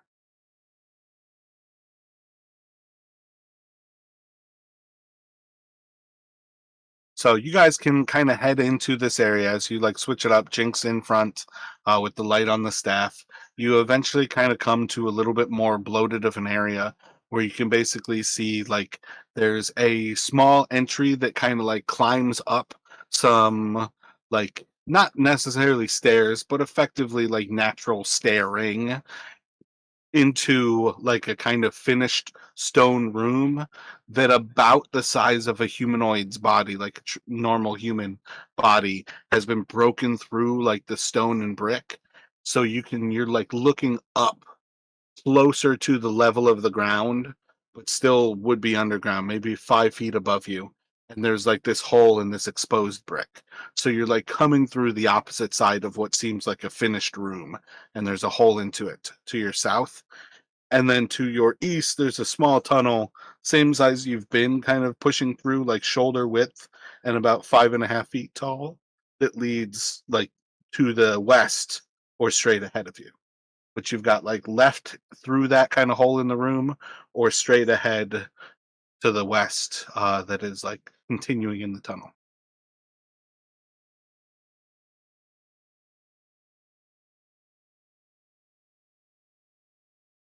Should probably do the smart thing and split up here. One go one way, one go the other. I think it might be a bit better to stick together for now. I'm sorry, Dalton. My sense of humor is rather dry. That was sarcasm. Ah, well, yes. I must have missed that. You can't see any footprints. Have any idea, one way or the other? Sticking with that same roll. At this point, you guys can't really see anything from your survival checks. There's a lot of motion. Oops, sorry. I was just gonna say. So I think we just go like the south way on the map. That was my thought too.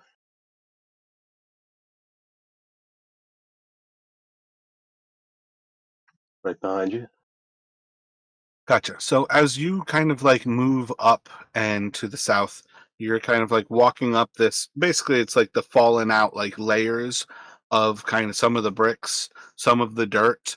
A lot of it was basically stomped down to like make a little bit more sturdy of a place to set your foot, and has now kind of with the traffic of time kind of made steps. So you walk up kind of about 5 feet and you start to look through the brick and you can kind of see that there is a bit of kind of like a crypt here in front of you. The light kind of shines off into what seems like a little bit of back into like an open cavern and a drop off into kind of darkness. You don't see the stone of like the southern wall, but otherwise like quickly like looking right and left, you're on the east side of this little room, and there's three coffins in front of you, north to south or east to west. And then there is a, I think, open sarcophagus on kind of the south, like furthest reach of your view at this point.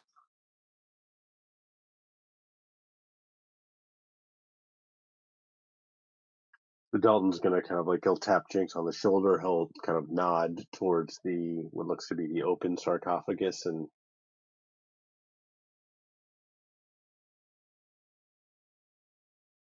God, Owlbear is lagging so bad for me.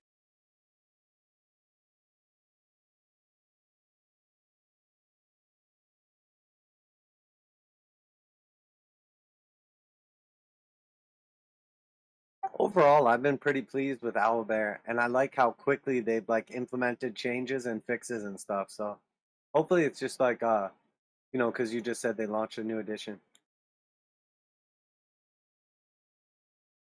Yeah, I delete a lot of stuff pretty regularly to try to like not bog it down. I've only got 75 megabytes of 200 that they're letting me use. So I don't know. I think the old one was all on my like browser.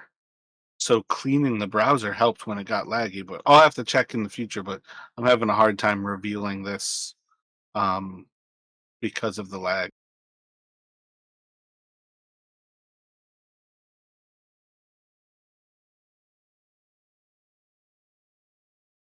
That one was not laggy at all. So I'm not sure what the big difference was, but it helped.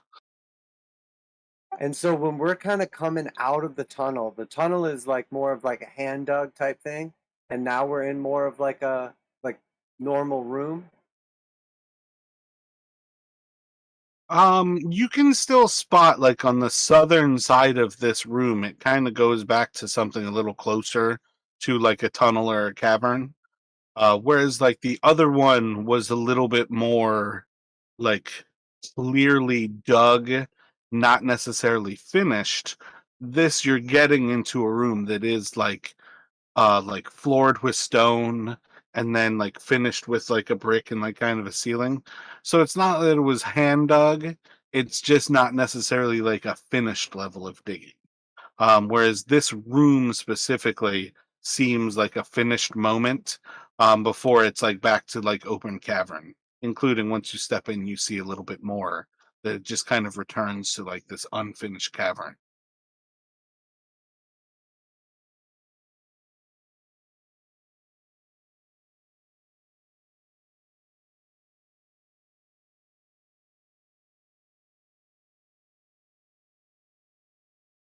so Dalton's gonna start kind of slowly making his way towards the open, what appears to be the open coffin. Kind of as we're passing by these closed ones, does there appear to be any writing or any kind of like symbols on either on the top or on the sides? Any like carvings? Gotcha. So this kind of falls back to that same idea. If you want to do a religion check, you can check for like cult information.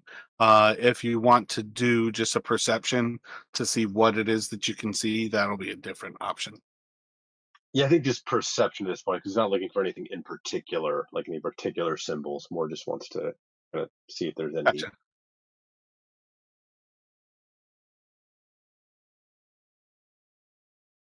It's A7.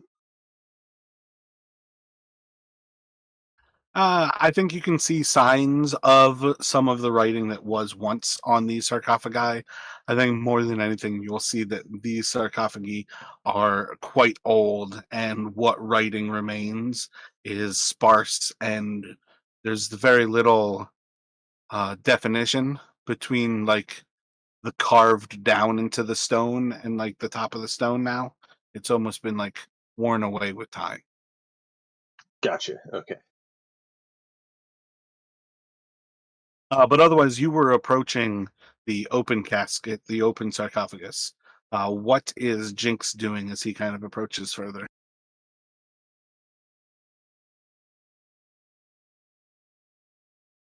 I'll just kind of like keep walking up and just kind of like looking around. Um, like maybe just a general perception check for danger. And then I'll also just make like awkward small talk as well. Gotcha. Let me get that perception. Okay, cool.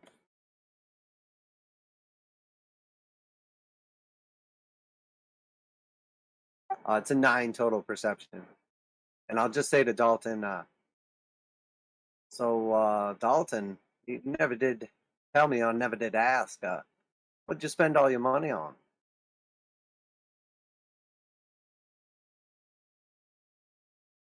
Well, I did a bit of gambling. Yeah, more or less broke even. Did buy a did buy myself a new crossbow. To use that my last one for kindling.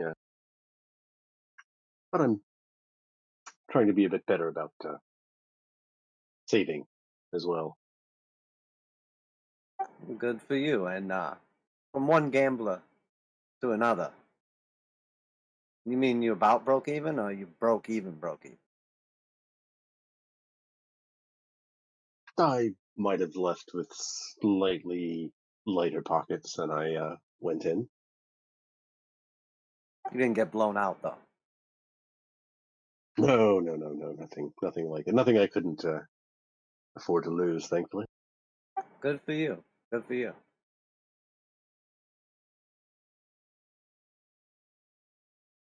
And how about you? I heard you gave a bit more to the orphanage, but or you spent a bit on yourself. Hope you spent a bit on yourself as well. How'd you make out? Better luck than me, I hope. Oh no, I thoroughly got kicked in the dick. I've never had such a bad string of luck, gambling related, as I did. Yeah, I got destroyed. I know neither of you are actually mentioning quantities right now, but I want you to know at some point you guys have to recognize that you are two completely different levels of gamblers. Dalton gambles like he's always gambled, a little bit more frivolous, but you are not touching nearly the quantities that Jinx throws around.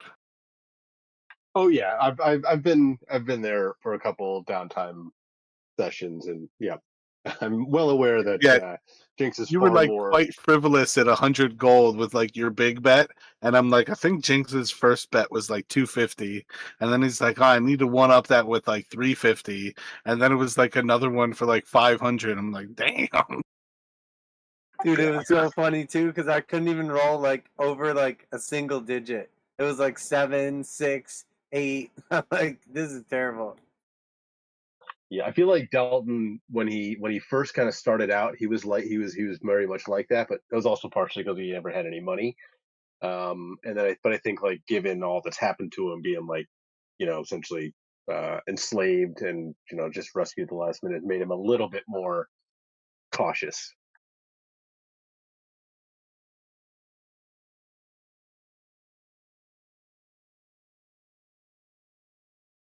No, that's Right. funny. I just feel like that would be like the type of like awkward small talk Jinx is like brings up when you randomly enter a tomb when you're following someone. Oh yeah, yeah. So by the time you guys get kind of like up into the actual like open sarcophagus here, you can actually see that there are like a few objects kind of like inside of it. That this is not actually like a corpse in the sarcophagus. You see, uh, like um, a little bit of wax and kind of like a candle sitting next to it, uh, uh, like a couple sheets of like vellum, like they're like calfskin kind of pieces of paper, and then couple of different like kind of objects like sitting around, like just random trinkets, like little stone kind of like figures and whatnot. Nothing that necessarily like catches your eye there, but you very clearly like are approaching this and recognize like this is a drop location. Like it's meant to be covered up by the top of the sarcophagus, and we've clearly like walked in on it being checked potentially. Um, How does that change your perspectives as you basically walk up to see that there's like not a skeleton or anything, any body inside of the sarcophagus? I'll sort of like immediately like or I guess is Dalton still ahead of me? Can I be part of this? Yeah, Well, we'll you bring the light, so it's assumed like he might be heading ahead of you, but he doesn't necessarily have the light of once you're there. My point was to describe it once you got there with the light. yeah, kind of figure we're more or less staying together. Yeah. Yeah, right. I'll like immediately kind of realizing what's going on and knowing Dalton obviously would too. That we got to tighten it back up. Like we're like in a mission, and I can't be like casual small talking.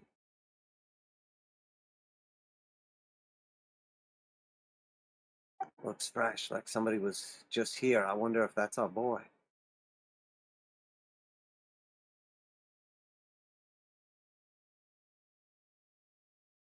Is there any way to tell like how recently any of these objects were dropped in? Like, are any dustier than others, or Gotcha. Let's see.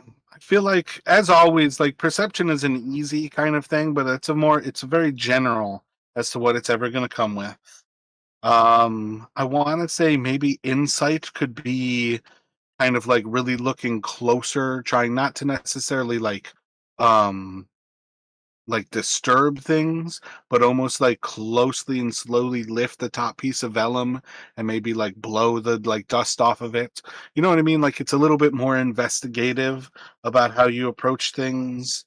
But if you could think of any other ideas on like reasons or other things that you could roll, you could give me a roll for what you're doing here. While you're doing that, I will describe like as he's also kind of bringing light on the rest of this little cavern. You guys can see that there's like this like part that returns to like the open cavern, and you can see like a way to the south that this continues on. Most of that pit that I have revealed here, like you can see like those three stalactites and stalagmites are like grown down into like three pillars that kind of like form that room. But most of that room, Seraph or Jinx's light is still shining on it, and it's creating like the dark blackness of an abyss below you. He's not shining light down into that pit really at this point where you're at, so it just looks like that weird like blackness of open space, but you can now see the outer walls, is why I revealed the pit. because you can tell where the cavern is kind of coming to a close here.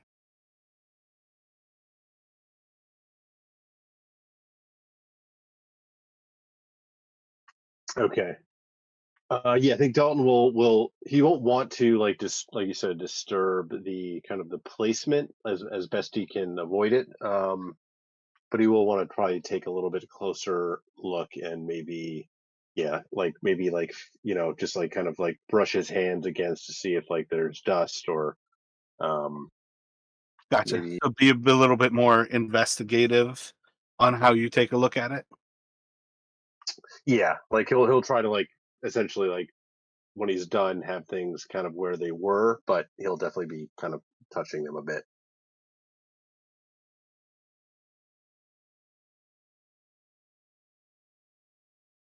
All right, so that would be an 18 for investigation.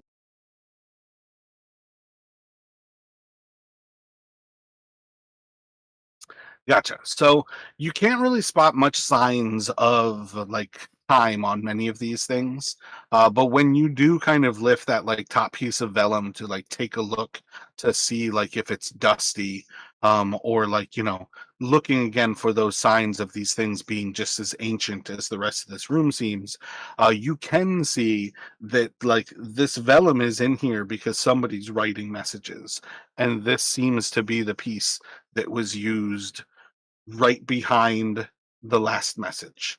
So you can kind of assume you're picking up here something that might pass on information about what was written to the piece of paper that was just taken away from here.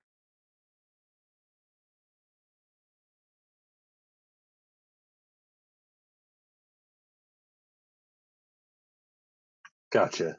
So Dalton's gonna look to turn to Jinx and just, keep an eye out. I want to take a quick look and see if he can read anything that's on the top sheet of vellum. Gotcha. So if you do a perception here, I'm going to have it supremely high DC. Can you think of anything that you can do to make it easier to read?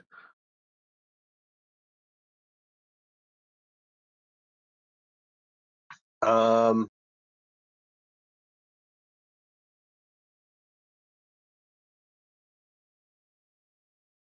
let's see. So difficult to read because of like, is it um like because So assume what it's I'm not like getting is like, do you have charcoal on you? okay I got it. So so like the top sheet of vellum seems to be um like okay so it's like overwritten kind of thing. Yeah, this was the second page. Somebody's writing notes, and these vellum like pieces are staying stacked on top of each other. So this was most recently the second page to a note that was written, but that note is gone. Gotcha. Okay, so it's like the impressions of like the pen going down. I got you. Okay, I Yeah, just yeah. impressions is a solid response there. Yeah, yeah. Okay, yeah. So let me see. Don't think I'm carrying my forgery kit with me because I feel like something like that would have potentially charcoal or something I could use. Why do you say that? Why wouldn't you carry it? Is it really that heavy? It's 5 pounds. Yeah, I have mine on me, so whatever you need, or we could like light something with our little tinder box and use some ash.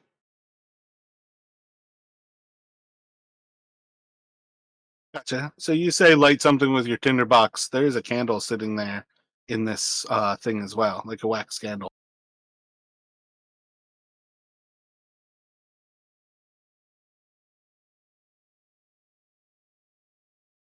Yeah, this is Dalton's baby, so I'll just provide whatever I can to help him.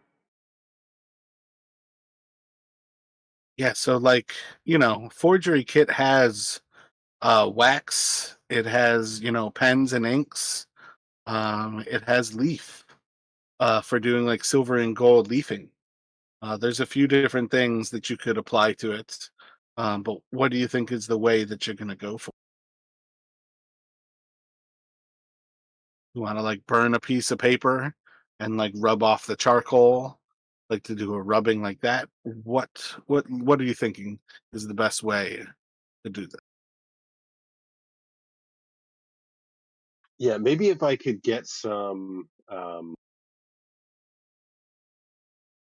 if I could like take a blank sheet of parchment, um,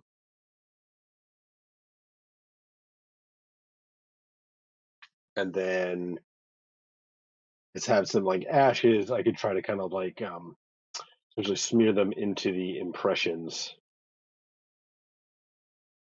or just try to essentially, um, if the depending on how faint the impression is, just actually try to fill them in with my pen as best I can on this sheet itself. Like try to follow the very slight indentations.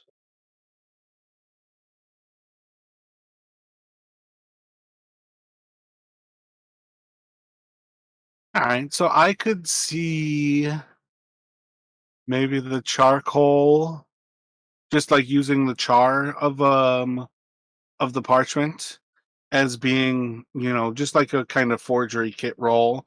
I think it's just like a D20 plus your, if you've got forgery kit proficiency, plus your proficiency. Um, Yeah, I mean, I think that would. I mean, that would make the Maybe most sense, probably. dexterity. And I think following the actual I think either of those is realistically a dexterity roll with proficiency to do it. It's hard to separate the two because they feel like still very similar skills. So I think it's just a solid dexterity with proficiency here to see how well, you know, maybe dust it with the char parchment first, and then you try to follow it second because that doesn't necessarily stop you from following it. Where once you like apply pressure, you're changing the document. And I'll touch him on the shoulder and give him a little bardic inspiration. And I'll just say, "Look at you! You're a regular Sherlock Holmes."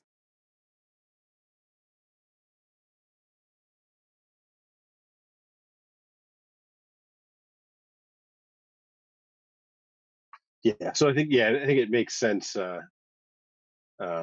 yeah, maybe try and use the charcoal first to get like a little bit of a clearer outline if I can before then trying to do the tracery.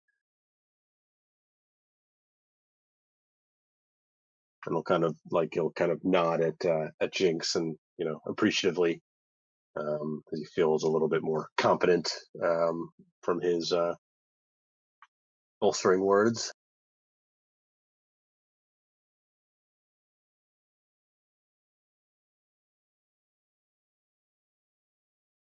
All right, so I think that would be a 16. Do you want to add your bardic inspiration? Do you think 16 is good enough? Um, I am going to go ahead and use that. Yeah.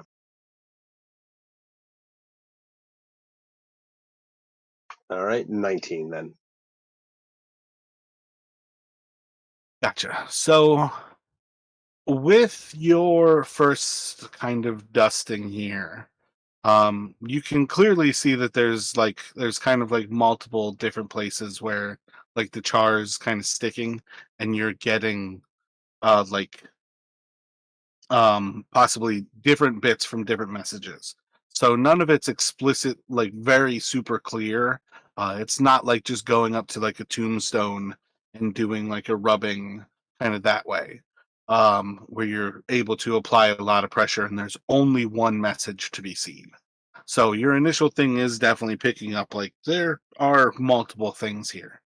Um, some of the words that kind of jump out and seem a little bit more clear is that you do see, one portion that seems to be like other, but you're like pretty sure that the like letter before it is like a BR. So you think like that is other in reference to the Brotherhood of Venom would kind of make sense, kind of thing. So you feel like you see like one spot where it's possibly the Brotherhood of Venom. There's another point where you're pretty sure you can make out like the connection of words in the Black Hand. Um, and that's where, you guys might recall that one of the chaos cults that you've already kind of dealt with has been the cult of the Ebon Hand, the black-handed ones. Um, and I think potentially like a third point is to kind of recognize that there's um another kind of like almost hmm,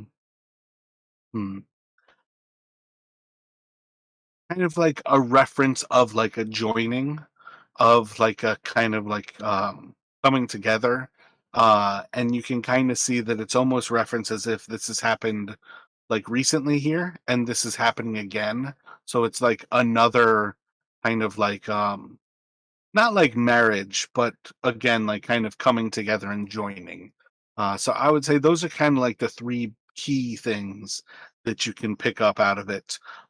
This document is not destroyed, so if you would like, you can go further and try to actually do something else like the inking process right now, or you could save it and potentially do something in the future if you had any other ideas there. But I think those are the three things that you can grab right now. Yeah, so Dalton will share that with Jinx, kind of what Lily's able to make out now. I think he'll doesn't want to take too much time. It would take a while for him to be kind of more methodical, and so but he's probably going to take that top sheet um with him and maybe try and figure out do something, if he can do something with it later to get a little more information. But for now, I think he'll just kind of maybe like roll up that top piece of vellum and kind of stick it away in his pack.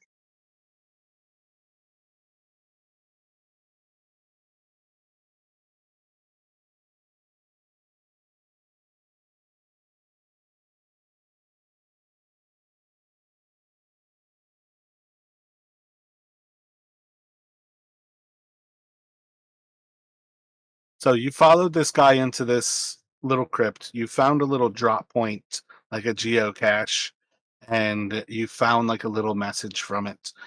It references two chaos cults. You guys are still standing around in this like finished room.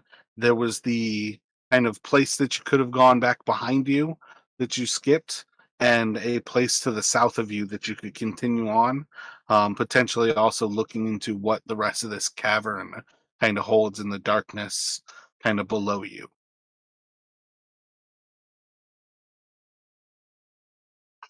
What do you think, Jinx? Continue on to the south here?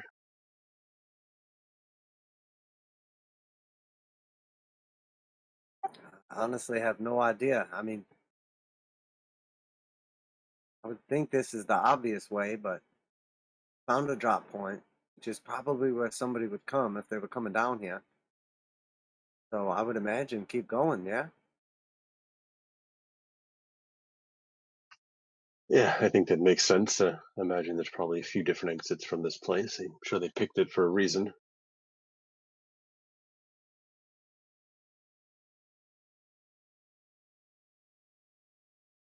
So yeah, I think we'll just kind of like relatively quietly just kind of keep moving down that way. Maybe listen a little bit for any non-natural cave sounds.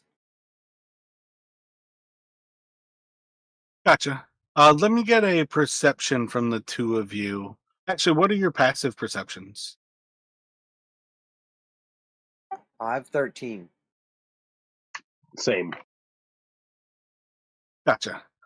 So as you guys kind of like walk into this like bridge, that kind of gaps like the rest of the kind of chasm below you here, you're gonna kind of like walk across, and just kind of corner of your eye, you kind of like pick up that there's like another stalagmite, like inside of this, that isn't simply just a rock formation. That there seems to be like a humanoid kind of like standing off to the east of you, and they're just standing still. Like you don't even necessarily want to like turn your head to look at them, because it feels so kind of weird to cast light like down into that chasm and notice that there's somebody just kind of like standing as if they're like staring towards like where the sarcophagi were. They're like looking to the north, and you guys are now looking south, and like just kind of corner of your eyes you're looking to your left and just seeing this person or humanoid is just kind of standing in that pit. They're probably about 10 feet below you, so your feet are a little bit like above their head.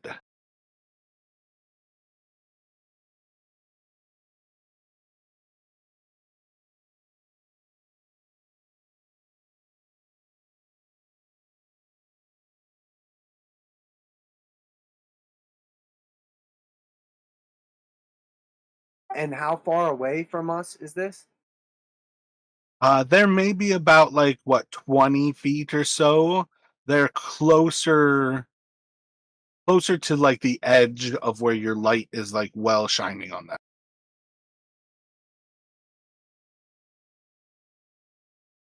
Jinx will just say without even like looking over anything. You've been waiting for us.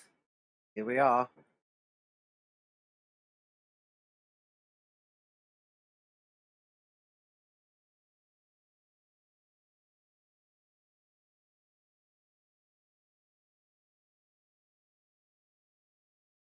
You hear from the south.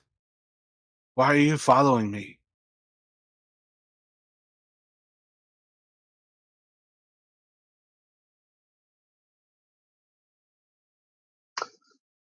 Why were you following our friend?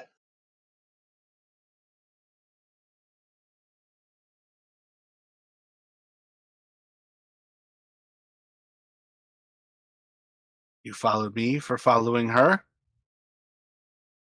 What's your business with her? You first.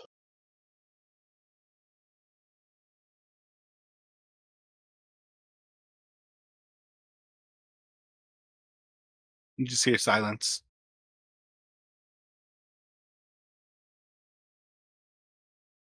We're trying to Jinx will kind of like look at Dalton and like give him a wink. And I'll say, we're trying to join the cult, but I don't know, we're impatient.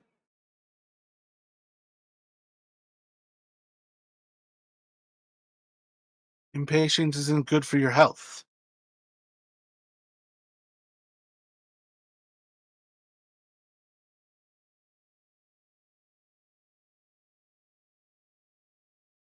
What's your name?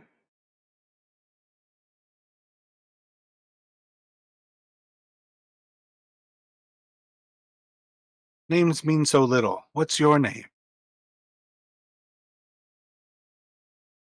Might as well not even bother then. Why'd you why'd you come here if you knew we were following you?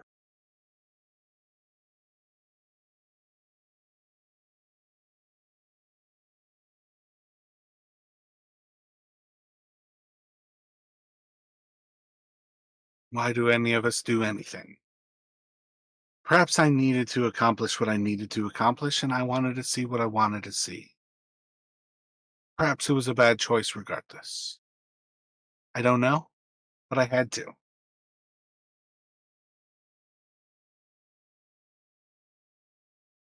What's your connection with her? Why are you so concerned about what choices she makes?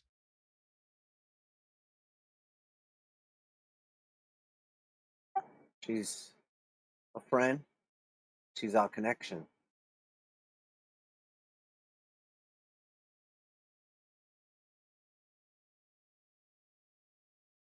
One can never be too careful and comes to these sorts of things. We're not supposed to meet without being in our own ways. You know her name?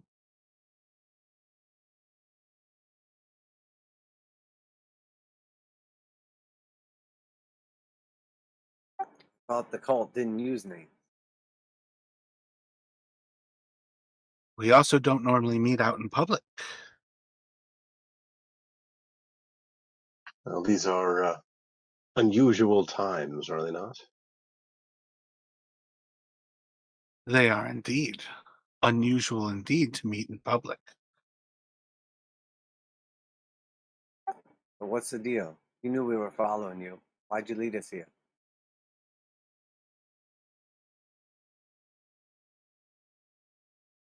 I already told your friend. I had to. I didn't know whether you were still on me. I didn't care if you were still on me. I had to come through and get what I had to get.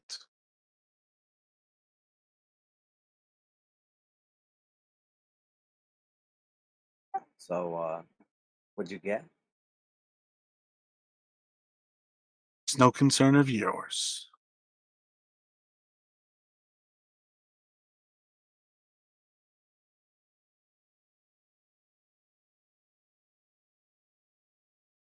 For purposes of this conversation, call me Grant. Uh,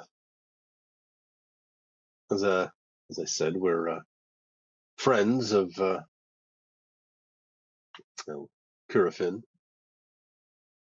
Uh,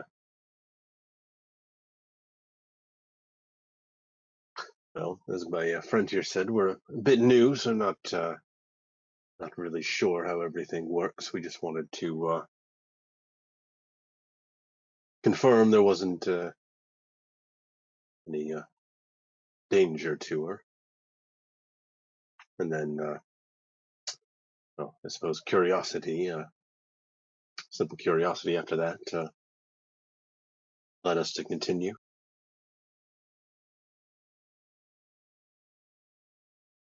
Your lack of patience is disappointing, but you're also fortunate as the night of dissolution has already begun. We're all in danger where we are here. So, impatient or not, things will change. But whatever you desire, Grant, following me here was still a poor choice. It won't speed anything that you have, any places where you intend to go.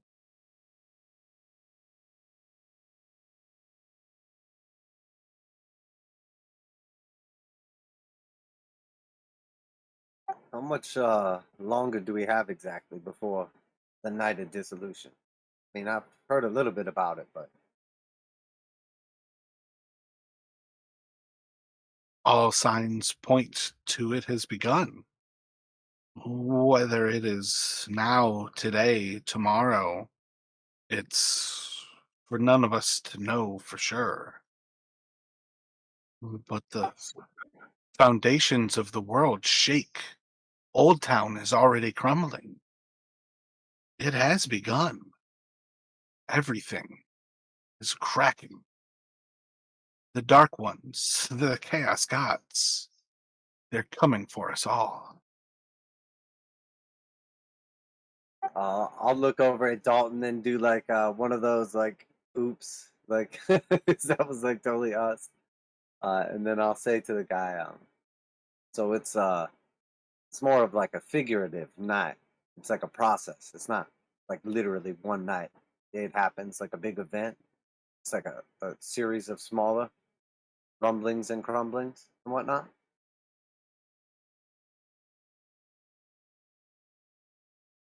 Everything starts with the tumbling of a first pebble, but a pebble can become a mountain. The world will be reformed in their making. They say that the good gods of some outer plane placed us all here. We humans are some guardians of these devils, but not us. We will free them. The demons outnumber everything. This should be their world, and the night of dissolution will make it so. And no doubt those who bring this about, such as ourselves, will be rewarded. Are each of you wearing your rings right now? Dalton is. Ooh, I do not have mine on, but if I can pull like a Mr. Sneaky, like sleight of hand, I'm gonna try to like reach in my pocket and put my ring on. Gotcha. I mean, are you going to do that because I asked you, are you wearing a ring? Or do you think that there's a reason when you're having this conversation to have your ring on? No, because like Dalton is now like leaning in on the like super convincing argument that we're part of this, like hoorah, and I'm about to lean in on it too. Gotcha.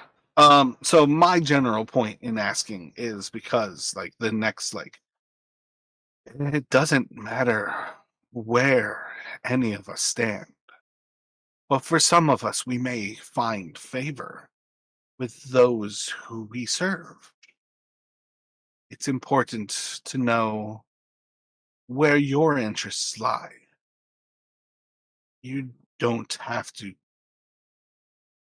I guess kind of my point here is like for this person to kind of have like a response that's like, it doesn't matter whether you're following Curafin because you care about her as a friend, or whether you're following her as some misguided feeling that you're one of these. And maybe he'll even like reference like the Twin Star Marauders, these people who like think they're changing this world like for the good. There's so little that what you do matters. When the night of dissolution comes, the dark lords of chaos will know all. Those who deserve rewards will gain them. We'll all have our just deserts.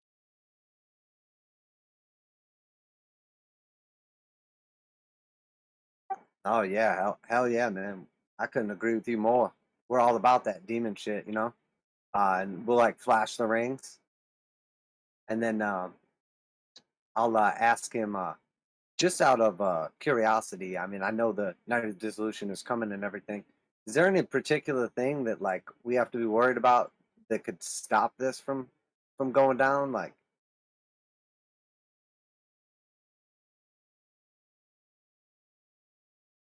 You just hear from the darkness of the cave to the south of you, just this like giggling laughter of insanity.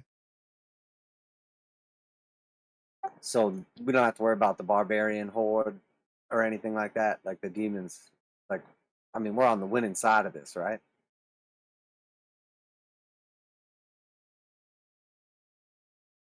A horde of terrestrials cannot stop the will of Lilith.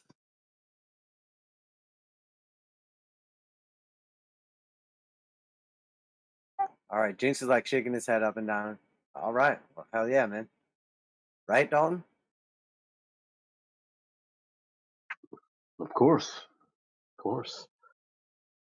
Well, I don't know. Perhaps we've taken up enough of this gentleman's time. Jinx, what do you think? When you flash the ring, I'm actually curious, where is Jinx speaking to right now? Oh, I thought we saw like a figure, like 20 feet away from us, like down in the. That was part of what I was getting at. There is a figure 20 feet to the east of you. This voice is coming from the south of you guys, from the tunnel in the darkness to the south.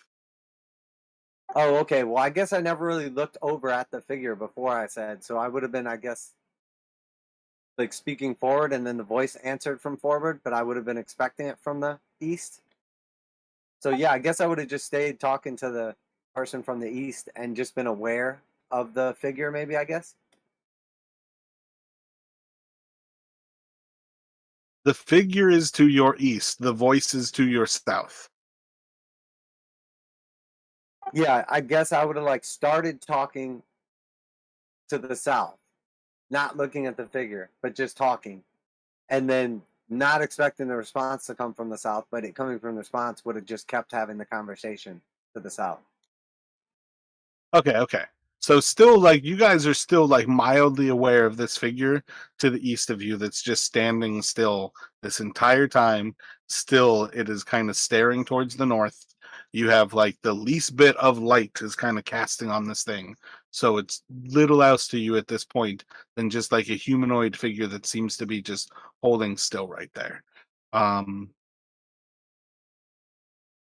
but yeah, again, like this person who you seem to be speaking to the south is kind of like laughing off the idea that there's like some sort of solution to this. Laughs off the idea that the barbarian horde could have anything to dissuade the chaos gods. And in particular, he drops the name of Lilith.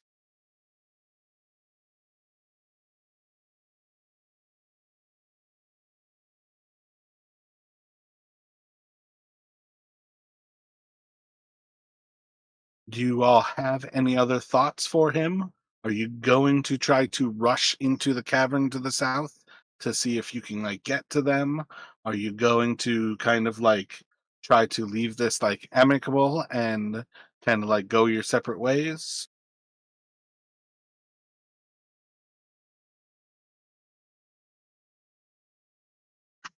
Dalton's thinking maybe we uh, kind of take our, take our leave. Um, if we go rushing down there, who knows what else is waiting?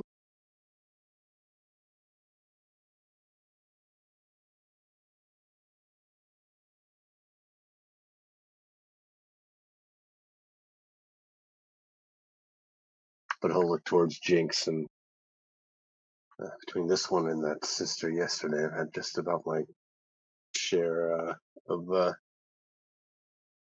fate and philosophy.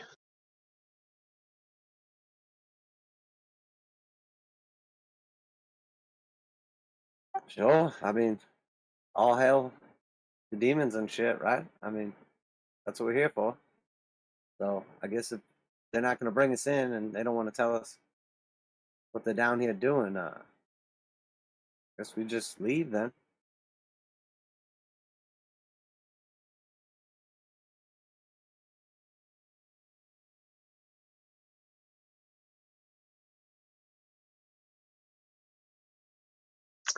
Before we go, though, and Dalton will be kind of speaking to the south, but then he'll kind of like gesture with his arm towards the figure to their east.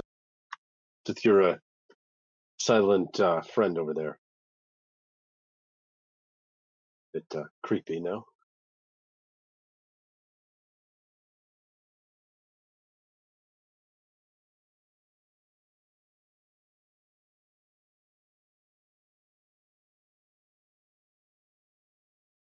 No friend of mine, but at present, his attention isn't upon you. He's no friend of yours, nor is he an enemy.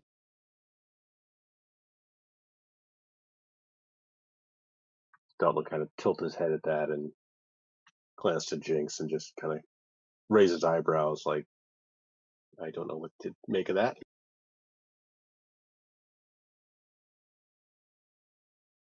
Is this cave like pretty open as a like very accomplished indoor boomerang esta or whatever the word is? Uh, could I potentially throw my boomerang here and like have it come back to me?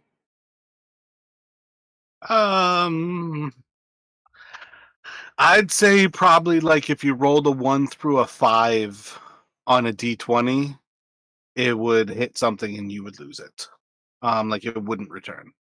But overall, I would say you're more than capable uh of throwing your boomerang. All right, so I'm gonna shift my light spell to my boomerang, and then I'm gonna throw it over. I'm not trying to hit the person, but I'm trying to get it like close enough to one, potentially get a reaction, but two, thinking like the boomerang will illuminate it that I could see what the figure is like better. All right, I'll give you a don't roll a 1, 2, or a 3. If you're just trying to use like the open space to get the light to fly close.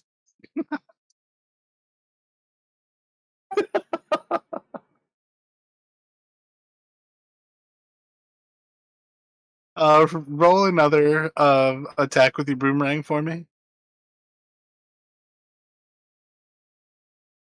What is the total there? Like if that was an attack?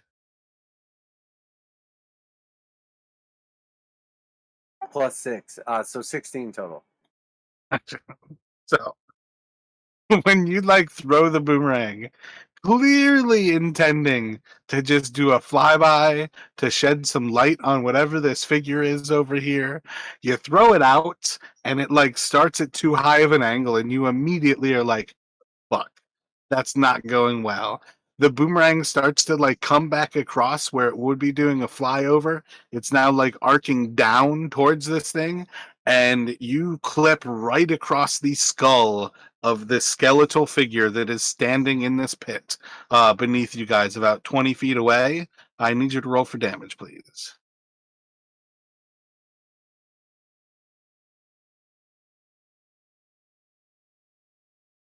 5 damage.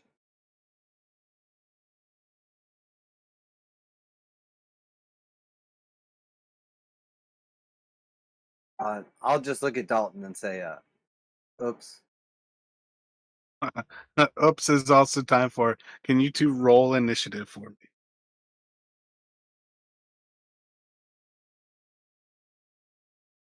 You can go ahead, buddy. Or do you want us to roll individually? Let me have both of you roll it here.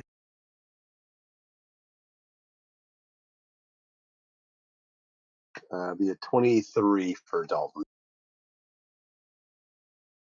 And 9 for Jinx.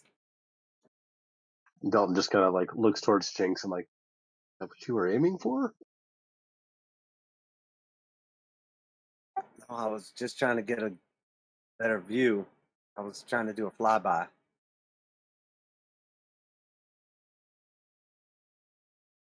All right, you said Jinx was 9, 23 on Dalton?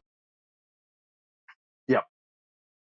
Gotcha. So Dalton, you're going to be the first to react as like Jinx tosses this out, and he like cracks it across the skull of this like skeletal figure here, and immediately this thing turns to you. It's holding like a big great sword in its hand that almost like stood tall as like the peak of this stalagmite.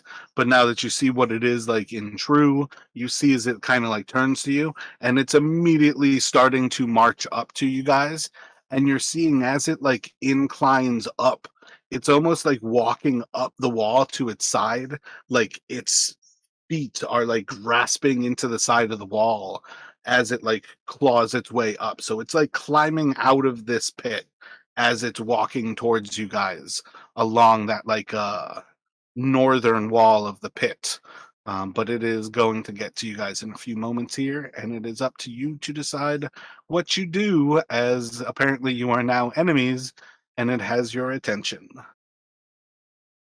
You could also choose Jinx technically as its enemy and has its attention. Maybe you're safe and you could just leave and let it have Jinx. You could choose that.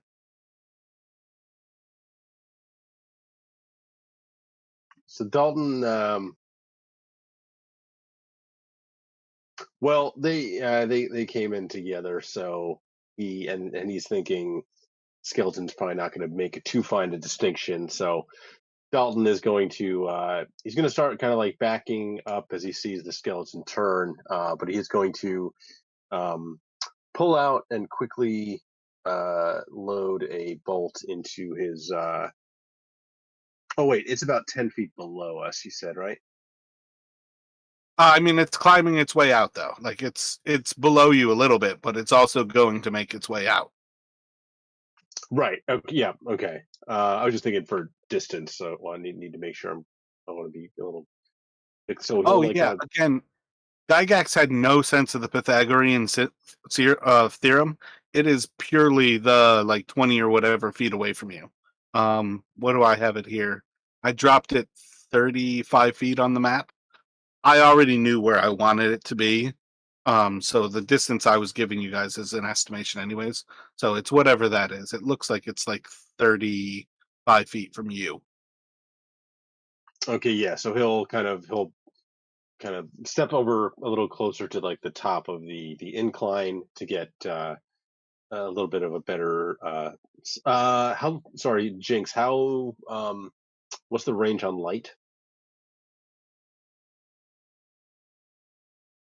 I think the object just stays lit up until I do it again. Okay. You mean like the radius? The radius of it? 30 feet, I believe, is the radius, and the boomerang hit this thing and basically, would be like fallen over near it at some point. So it is currently the center of the light, is about that 30-foot point. Bright light, a 20-foot radius, bright light.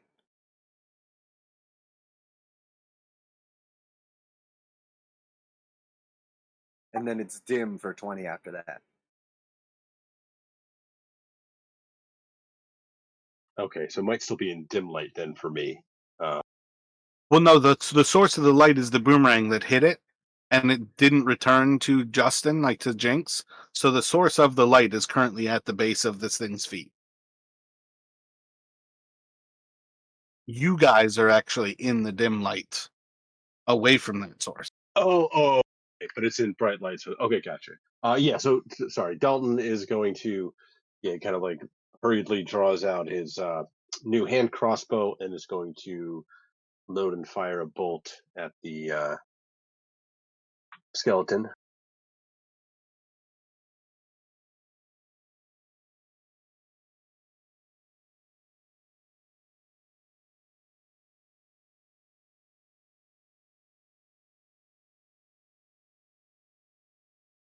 But that's going to be a 10. Yeah, just gonna like ping off of the stone as it's like walking up that like edge of the like almost like cliff face into the pit.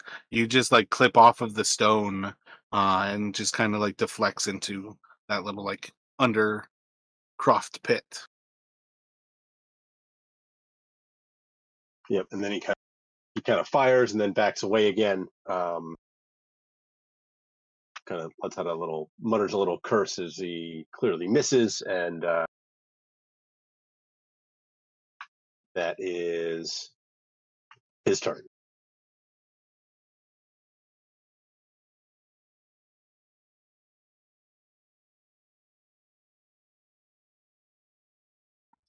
Gotcha. So this is gonna be kind of like pushing forward as it like again kind of continues up this kind of walk.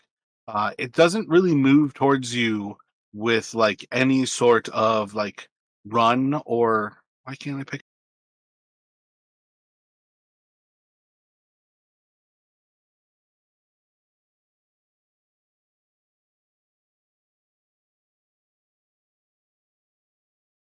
Oh my God, that's been the whole problem.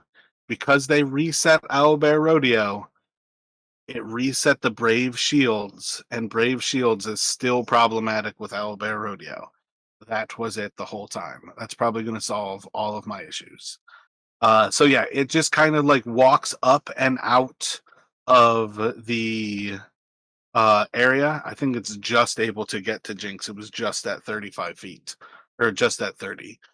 So it just kind of like walks up towards you guys, and you see that this thing, like from this perspective, as it actually gets up to you, it's lit from behind still, from the actual light of the boomerang that's like down in the pit. And you guys can see this thing stands probably about like 8 or so feet tall. It is not just a humanoid, it is a massive creature that is now like this undead kind of monstrosity. Stands over you wielding a sword that was massive compared to it. It is very much kind of like this like 10-foot long blade. This is a crazy big sword that this thing starts to swing, and as it like cuts across both of you with a slash, it's going to effectively make an attack at each of you.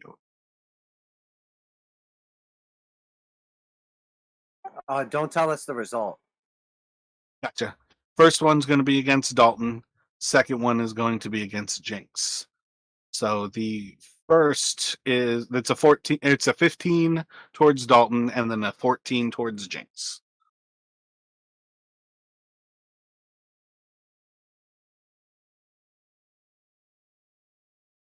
Can I attempt to cutting words the attack against Jinx? Gotcha. So yeah, roll that cutting words.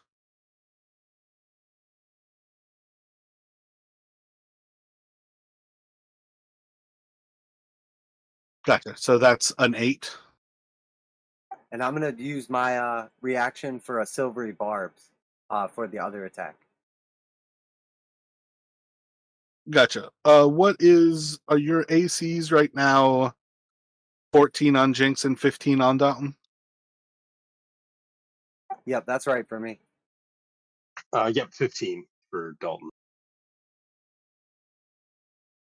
All right. So it has a. It's going to get a hit on Jinx, as it like you like have this like cutting words where it's almost like drawn to like keep its like focus on you, Dalton, as it like slashes across Dalton and towards Jinx. Its arm just kind of like just follows through with the sword as it's still like staring down into Dalton.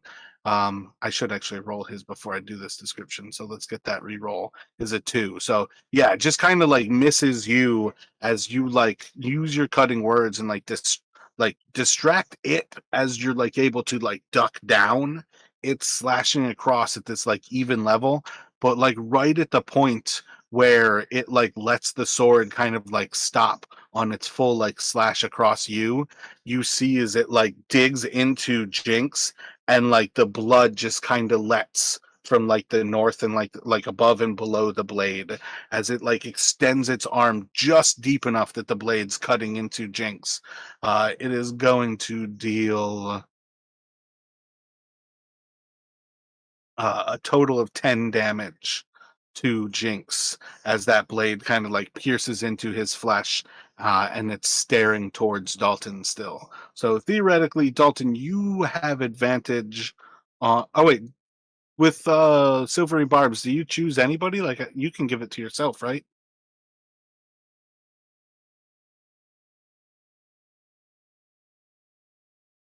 Sec, I gotta look on that.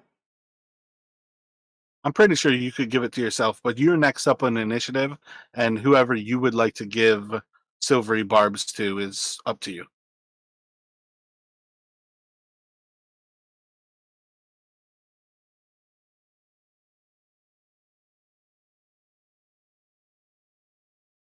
Okay, yeah. I'm gonna I'll give it to. Does it have to be a melee attack or is it just a regular attack advantage? Yeah, I'll give it to Dalton because he'll get advantage on whatever he uses.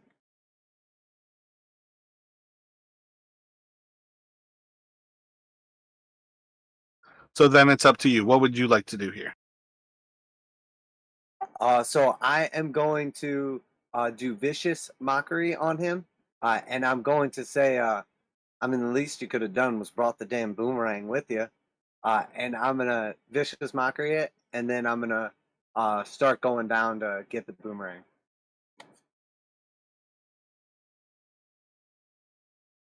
All right, Vicious Mockery, you can apply the damage. It is going to have disadvantage here as it tries to attack you as you step away from it. And it should miss you as it like slices above your head as you kind of like walk away. And it's 4 damage for vicious mockery. And how far can I get right there? Is that all difficult terrain or? It depends what you're doing here. If you're like leaping down, you can just move your 30 feet. If you're like crawling down this, I'd say you could difficult terrain it here and you would lose 5 feet. Oh no, I would definitely go like kind of like show off like Jinx acrobatic style. Gotcha. Do an acrobatics for me.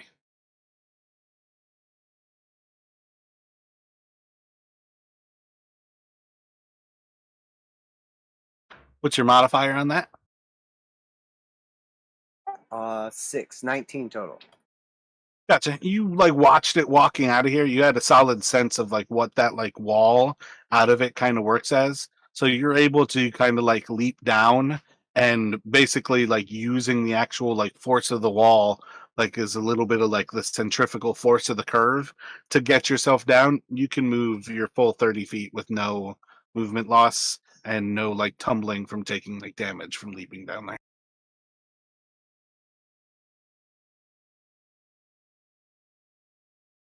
So theoretically, you're standing right beside your boomerang. I don't think you used the free action, might be the actual leaping. So I'd say next turn you could pick up your boomerang as a free action. And at the end of your turn, the creature is now going to swipe at Dalton.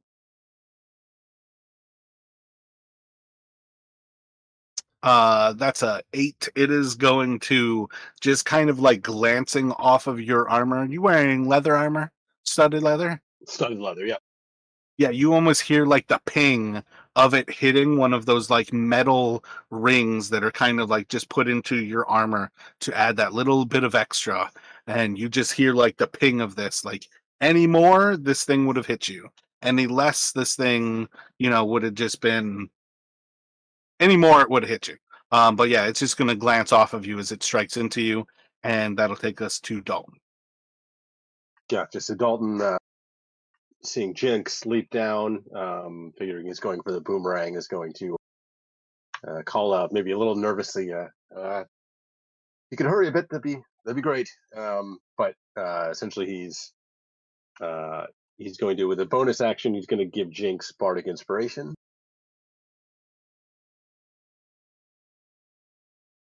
And as he kind of feels this thing's massive blade kind of just miss him, he's going to he's going to drop the, or no, he'll keep the crossbow, but it's unloaded in one hand, and he'll draw the long sword in his free hand, main hand, and swing out at the skeleton one-handed.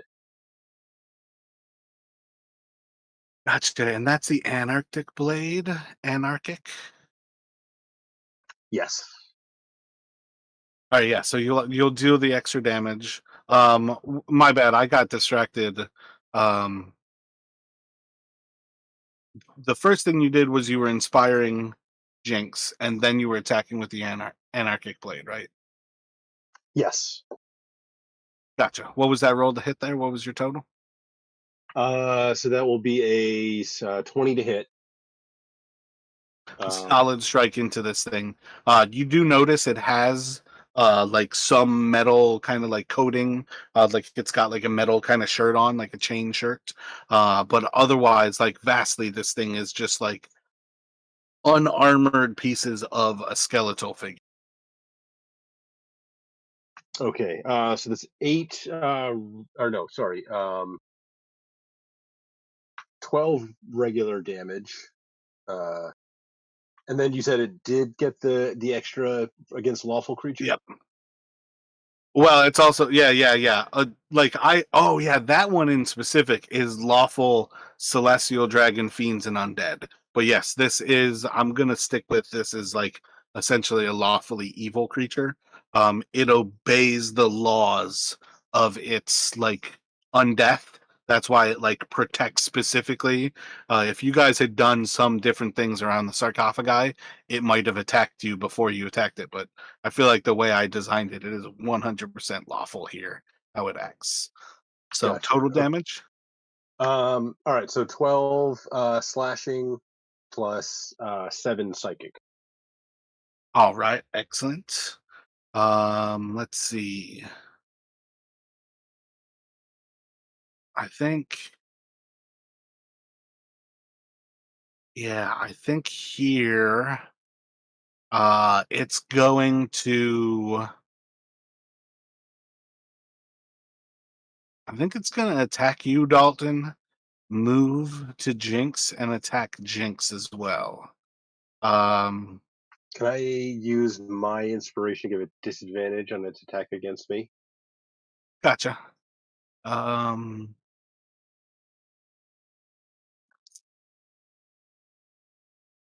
Yeah, I think it's actually going to try to throw you into the pit. So we'll go disadvantage on an athletics versus you if you want to still use the inspiration. But basically, athletics acrobatics from you to contest it, trying to grapple you. Yeah, I might as well still use it. I'll go acrobatics to try to resist. So sad for me. I got a Mm. 5 from that disadvantage. It's going to be an 8 total for me.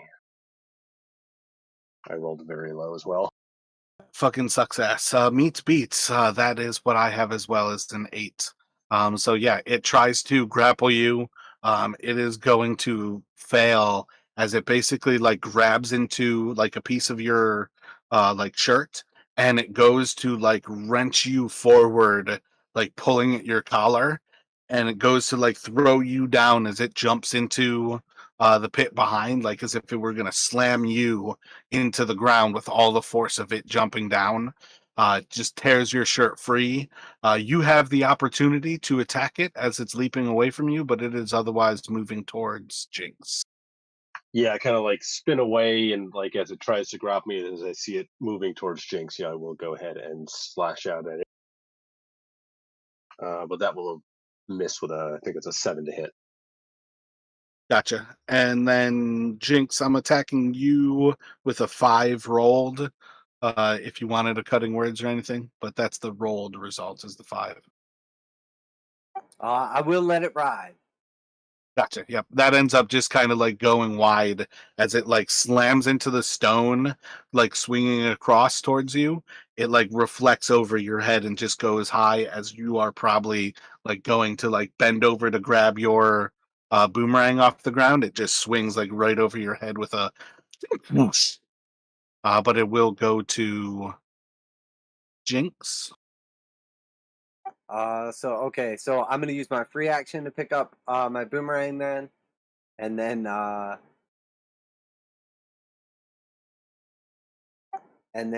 just gonna look up at this like massive creature that just like missed me with its sword, and just look up at it and say,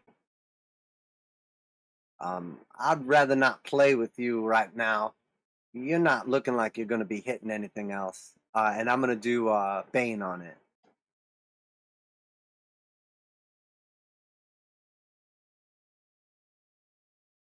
Wisdom 15. No, it's actually charisma. Yeah, but yeah. Charisma 15 is your DC though. Yeah, that's right. Yeah. Bane is really a charisma check.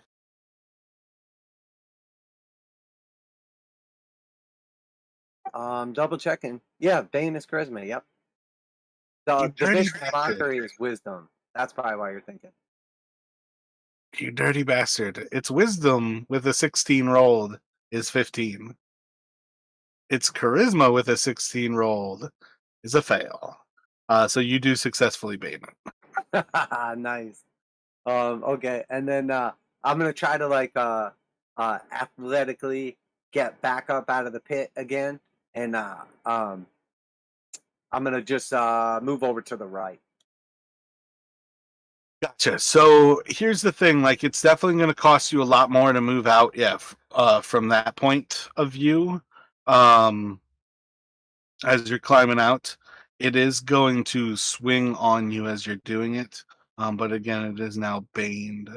Do you want to roll the D4 for the Bane, or do you want me to just include a D4 in my roll? Oh, whatever you want is fine. I will roll it if you want me to. Otherwise, if you include it, that's fine too.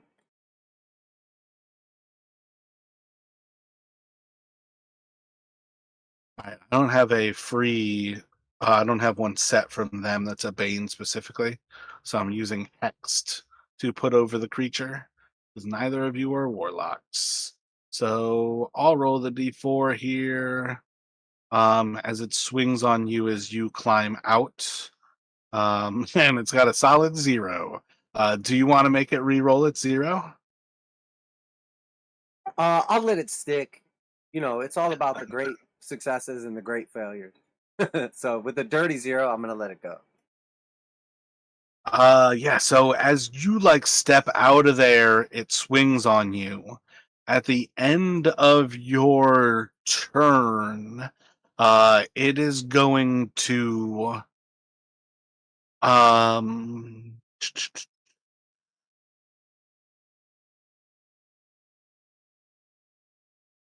yeah, I think it is going to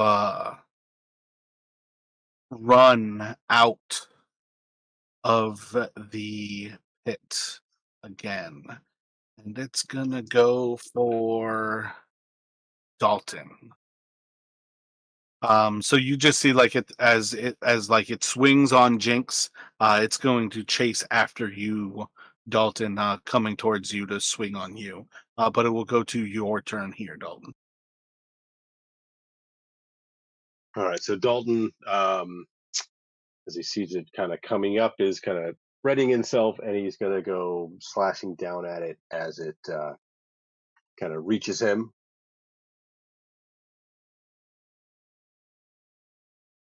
I think actually, can he drop the crossbow and grip the blade two-handed to swing? Oh yeah, my bad. I think that's what you said last time that you referenced the crossbow that I missed. Yeah, my bad. I assumed you were already like done for with the crossbow. But yeah, you can drop the crossbow here and grip the longsword like free action wise. I don't think that's any problem. Okay, yeah. Actually, last time I specifically said like he was holding it in his one hand, but now, yeah, he's dropping it so he can grip the blade two-handed. So I think realistically, also, one of the things I was trying to get at a while ago was being a little bit more free with like the action use of weapons. And especially at this higher level, I feel like if you guys have an understanding that like you might be using your crossbow in a way that you want to like quickly switch to something else, that you probably have like a leather thong, like a strap around it, so you can drop the crossbow and you're not dropping it to the ground. You're just no longer holding it. gotcha. Okay. But what was that roll to hit with the longsword? All right. So that would be a 20 to hit. Solid strike again. Again, like you're swinging at this thing. It's got chainmail, but there's little else. Nice. That was a dirty 20, though, right? Yes. No, not a crit. Yeah. Gotcha. But you got max damage there from the psychic damage. How And it much was did you do? 7 regular slashing damage. Gotcha. So 19 total, though. Didn't you do that last time? I think so. Yeah, I think it worked out to 19. Yeah.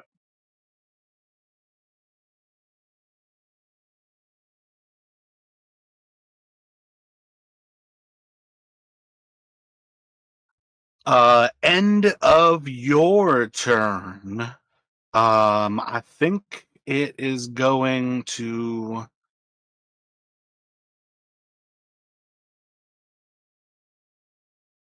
Think it's going to try the same thing again. It's going to try to throw Dalton into the pit. No, I think it's just going to swipe at each of you. It's going to swipe.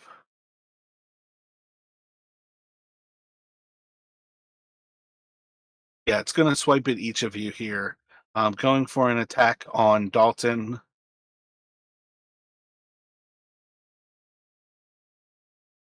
You're So doing it's a Bane, right? 10 currently to hit. What was that, Justin? You're gonna do the Bane, right? Yeah, yeah, yeah. I'm sorry. You said what was that? What did that end up being the total? Like 10 rolled to hit. Total wise, it is a hit if you let it go through. And it'll do. Yeah, I'm not going to do anything this time. Are you bloody right now, Dalton? No, actually, Dalton looks okay. For now, it's going to take 13 damage as it slashes into you.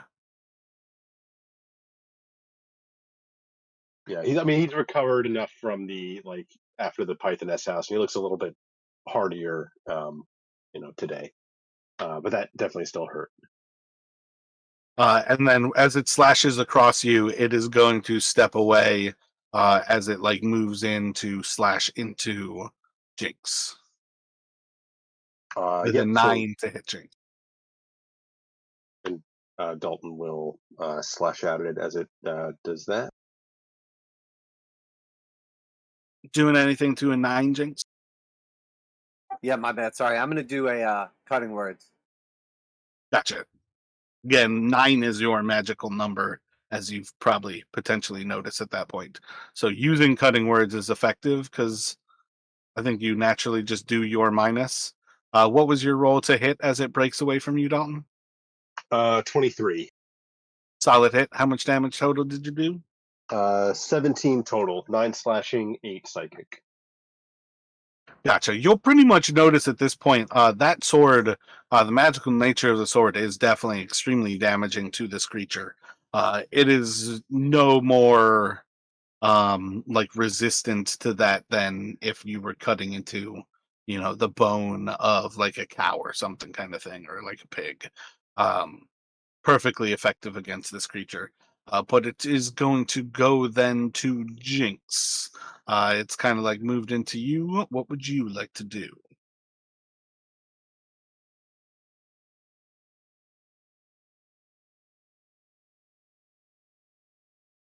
I'm gonna go ahead and do another vicious mockery.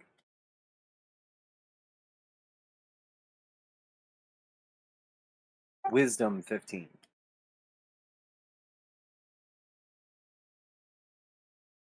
Gotcha. That is going to hit for how much damage? 7 damage. And I'm just gonna say to the creature, no, actually, I'm gonna say to Dalton, I'm just gonna like yell over the head as I'm like battling this creature. Dalton, did you somehow become a warrior overnight? I'm getting pretty good with that sword. And then that's it for my turn. Oh wait, I want to give bardic inspiration with that, and that's my bonus action. That's the end of my turn. Gotcha. So maybe something a little more like along like um you gave your life to be a sword master, and yet my friend over here is a superior fighter in a day of practice. Kind of something along those lines of where you're cutting down the skeleton, you're building up your buddy, using the cutting words. It will have disadvantage on its next attack. Dalton, you now have bardic inspiration, and this creature at the end of your turn, you're going to see as it like reacts to you.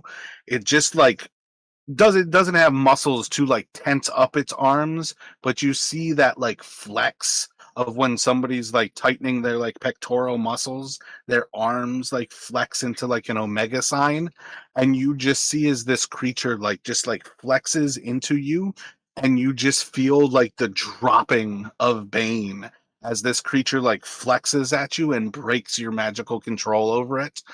It is going to break bane.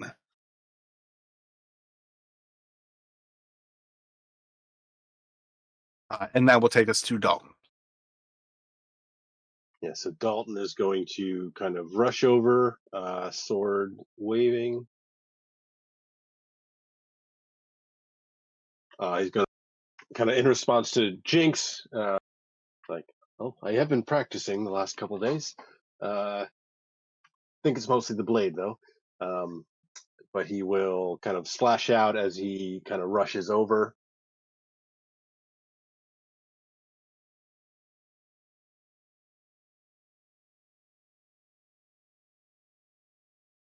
Be a 22 to hit for, let's see, 8 plus 7, so 15 total. Gotcha. So it kind of like smashes open, like breaks through like this like magical weave. You like slash into it from behind, like cutting into, like cracking off a few of its ribs. Like bones are starting to fracture away from this thing, and it's becoming less whole as you're like cutting these last few like slashes into it. Clearly it is taking severe amounts of damage here. As it kind of like spins, it is going to make 2 attacks into Dalton here as it spins on you.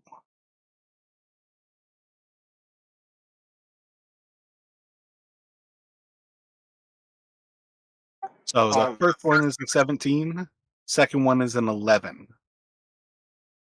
So I'm going to do a silvery barbs.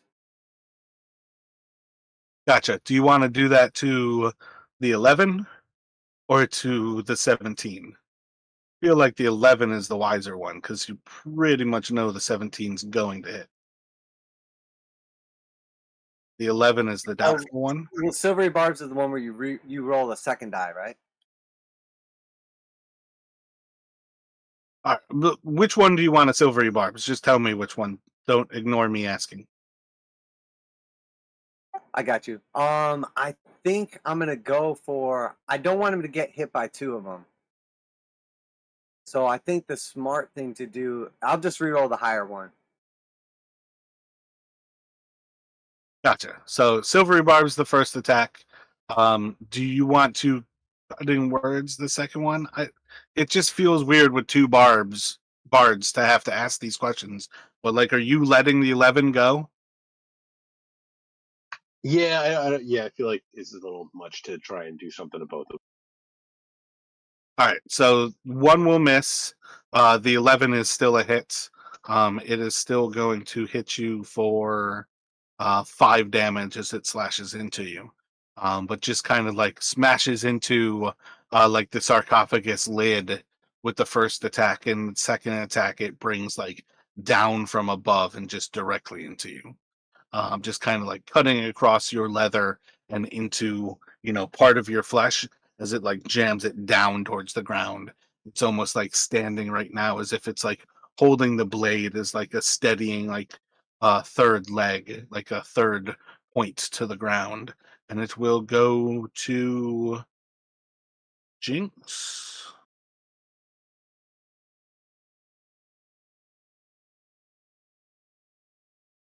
And I'm gonna give Dalton the advantage from the silvery barbs.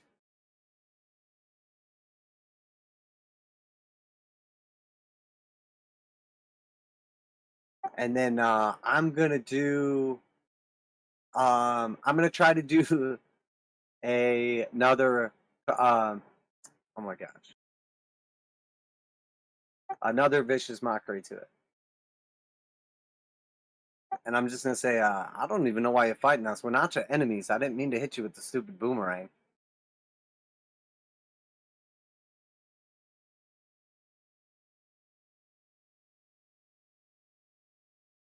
This time it seems ineffective. Um, End of your turn. It's going to slash at Dalton again. All right, I'm gonna cutting. No, it's probably high enough already. Yeah, never mind. What bard die do you guys have right now? I have a D8. I feel like I'd have to have it like at least a 7 or an 8 to give it a chance to miss with that. Gotcha. So let it go through. Yeah, and just hope it doesn't roll real. Ooh. I'm gonna take 11 slashing damage. All right, mortally wounded, but still standing. But that one hurt.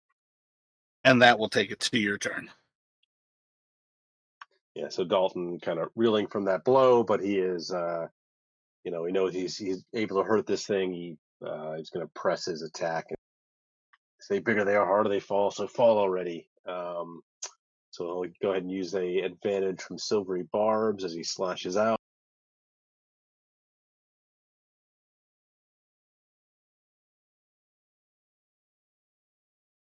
There'll be an 18 to hit.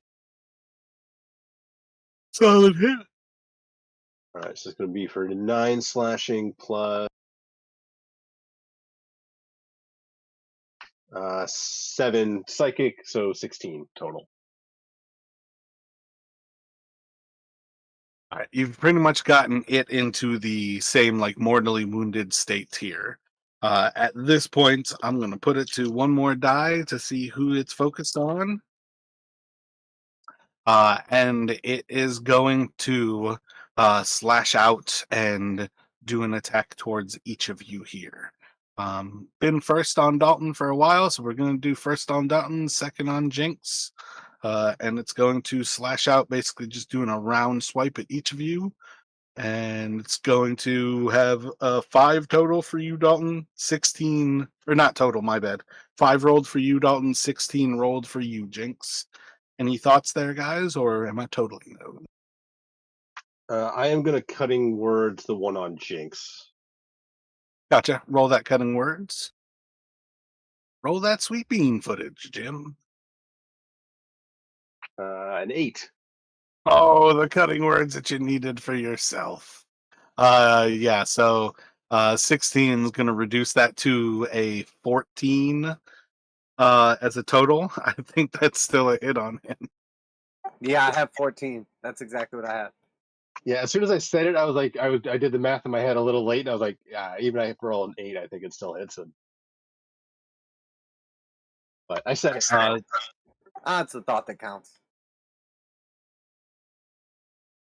So it's going to roll out for a 6 damage as it like swipes over Dalton, missing you pretty thoroughly, and then swipes into Jinx, cutting him for it's probably a pretty solid like fraction of his life, but it's definitely a fraction for him. How's Jinx looking here? Are you bloodied? Are you Oh, I have 30 out of 46, so I'm still okay. Gotcha? And Dalton and it are both looking pretty critical as it takes it to Jinx's turn.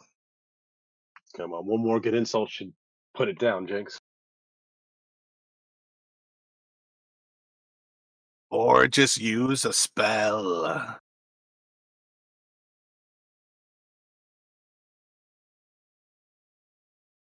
Funny thing about using a spell.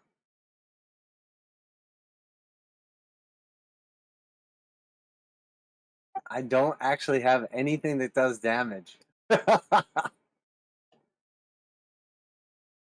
That's why Dissonant Whispers is such a fucking sweet spell.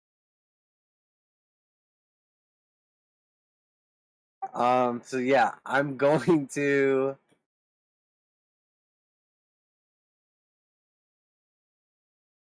You're such a perfect quintessential bard. Let me just do nothing that does any damage. no, I'm just gonna shit talk it, but like real mean, like really, really serious. No, I gotta make sure Dalton doesn't get like knocked down and killed, I think. You're in a bad position for that because you go, it has essentially, it reacts at the end of like your turn. He goes, and then it gets 2 attacks. So you're kind of in a perfect worst situation for that. How would you protect? This is either a great decision or a terrible one. And I'm gonna just come around to the other side where Dalton's at.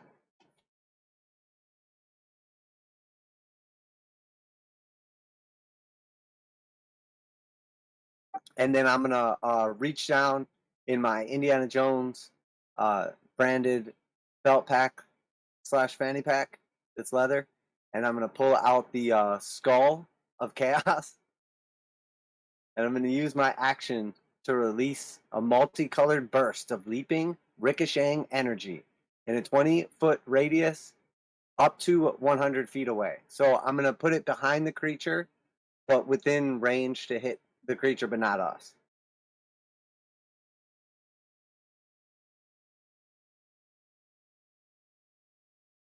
I don't know if you have that in this area because isn't that putting it inside of the stone? What's that? What's that item called again? What did I name it?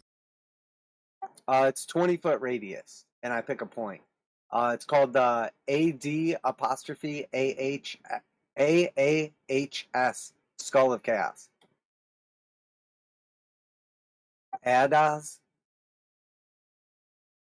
God damn it! I can't actually see. Um, I gotcha. Yeah, I think it's gonna successfully destroy this creature. What is its save against that? Is it anything? Yep, it's a DC 13 deck save.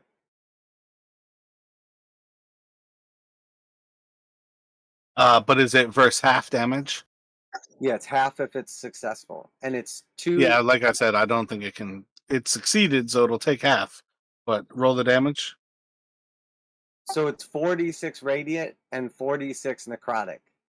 Yeah, that was my point. Is I don't think it can survive. If you had done that from the start of the creature, I don't think it could have survived. So it's only 4.5 radiant damage. So either 4 or 5. Wait, what? Oh, you just rolled that low? Okay, Yeah, I rolled a 46, 9. not 46. It's definitely a weird. Oh yeah, sorry. No, I rolled a 9, so it would be either 4 or 5, depending how you round, for the radiant, and then it would be 11 cut in half for the necrotic. I don't know if it has like resistance or anything. All right. Well, the different like forms of light as they like pierce through this thing, because this thing makes like a glow of like many lights, right?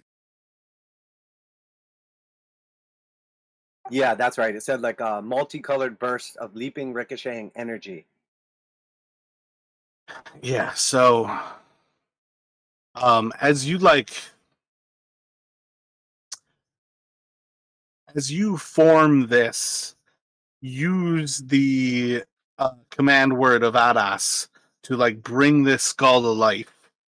You see is this thing kind of like almost like all of these markings on the skull start to like light up in this like array of like purples and blues and whites and like yellows as these different runes like mark up. The skull like almost like floats for a moment in your hand. You see as its jaw starts to move as if it's speaking, and the point that you light up just starts to like glow with these same four like purples, blues, whites, and yellows. As these different lights start to like spiral out of this point, you see them like pulse, and with each pulse, it like grows like 5, 10, 15, 20 feet, and it's like all of these lights, like just in an instant, are pulsing out of this thing, like just massive like explosions of light. There's like 2 blues, 4 blues, 6 blues, and like each time, like there's more of these lights, and they just shoot out like little fucking electrons that like go on this orbit and return to this like point of gravity. And like each time they explode out, you see as they reach this creature that like the like blue lights and the purple lights pass through it with no resistance. But when the whites and the yellows like hit it, the bone just like shatters and explodes. And with a few contacts of these lights, this thing is decimated into dust.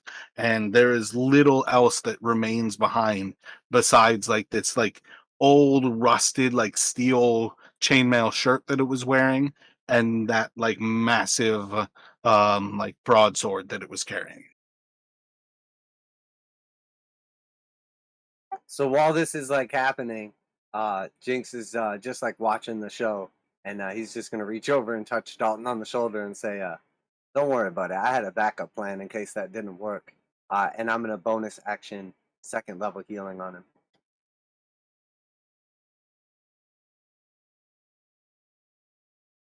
for 6.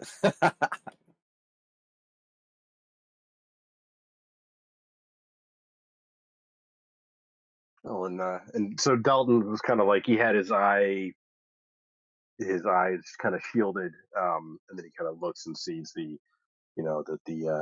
that light show or whatever. Because I don't know if he's ever actually seen Jinx use that skull before. Um, I don't believe Jinx has used it before. okay, yep. So, but he'll like kind of look and not a moment too soon. Glad you had a backup plan. And Dalton is going to he'll straighten up a little bit at Jinx's healing, but he's just going to just hit me a. He's going to just use a first level cure wounds on himself just to get him out of the mortally wounded condition.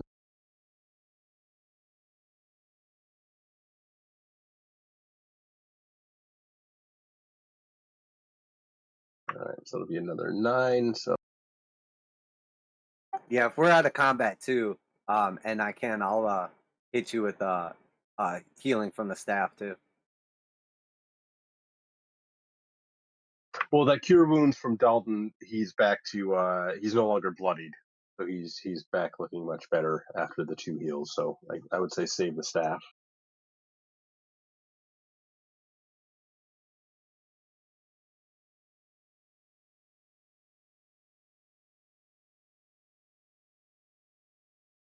but might be time for us to get the hell out of here, Jinx.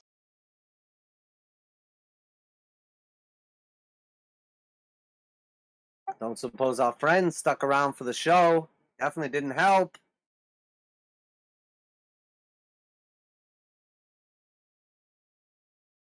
You don't hear any responses or anything from the south. If you guys were to investigate too much further, like anybody who would have been within earshot, does not seem to be anybody in that tunnel. But that tunnel does continue to the south for a while before it like turns, and you see like when it like reaches like a turn, it pretty quickly hits a T from there. So it, like turns a little bit to the right, and then there's like a T, so it kind of goes like northwest and like southeast, which is effectively like following like the temple district's kind of general shape at this point. Can we have a look over the remains for like is there anything left like as we're searching like the armor or the weapon or anything? Do an investigation. Like you want to like look through the like skeleton. Yeah, yeah. See if there's anything.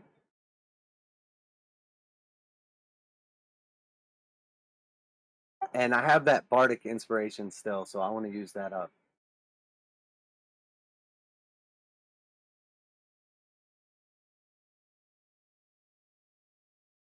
So that's a 12 plus. Plus 3, so 15 total. So the bardic inspiration doubled my roll. Jinx's rolls have been on fire lately. That's like 2 straight weeks of just rolling so low. I'm glad that I don't count on rolling higher. I'd be in trouble. Can I have Jinx roll a D3? Like a D6 halved will work as well. And then Dalton roll, I think, a D6. It's a 1. So is mine. Also a 1. I think roll a D10 for me, Jinx. 8. You find just like a little slip of like vellum. Again, it's a little bit more kind of like permanent sort of paper made out of like flesh. That's like kind of like tied up inside of the chainmail of this creature. Opening it up, looking over the actual spell work of it. Oh, I should actually figure out what the spell is before I tell you that. 1 second here. I need to get into a particular book to look at it. But I think you'll probably find it like familiar, but you can't quite make out what spell it is at first. Because theoretically it's coming from artificers. I think there's a high likeliness that you can use the spell. But it's essentially a first level spell scroll. Do you guys have thoughts on moving forward here? Because this is both a solid time to conclude things, as it could perfectly well be a place for us to continue. So, where are you guys feeling here while I take a final look for this spell? I'm good either way. If you guys want to keep going, I'm good. And we could just take like 5-minute break. If we want to wrap here, I'm also okay with that. So, but I mean, I don't have anything to do. So, Yeah, I might have to call it tonight, just because I gotta take care of a couple things for work tomorrow. That's perfectly fine. So yeah, it's effectively like a spell scroll from Artificer, just level 1 spell scroll. Whether you can identify it or not is not a big deal. I'll give you the name of it as soon as I identify whatever the 8th spell from the Artificer spell list is. That's what it is.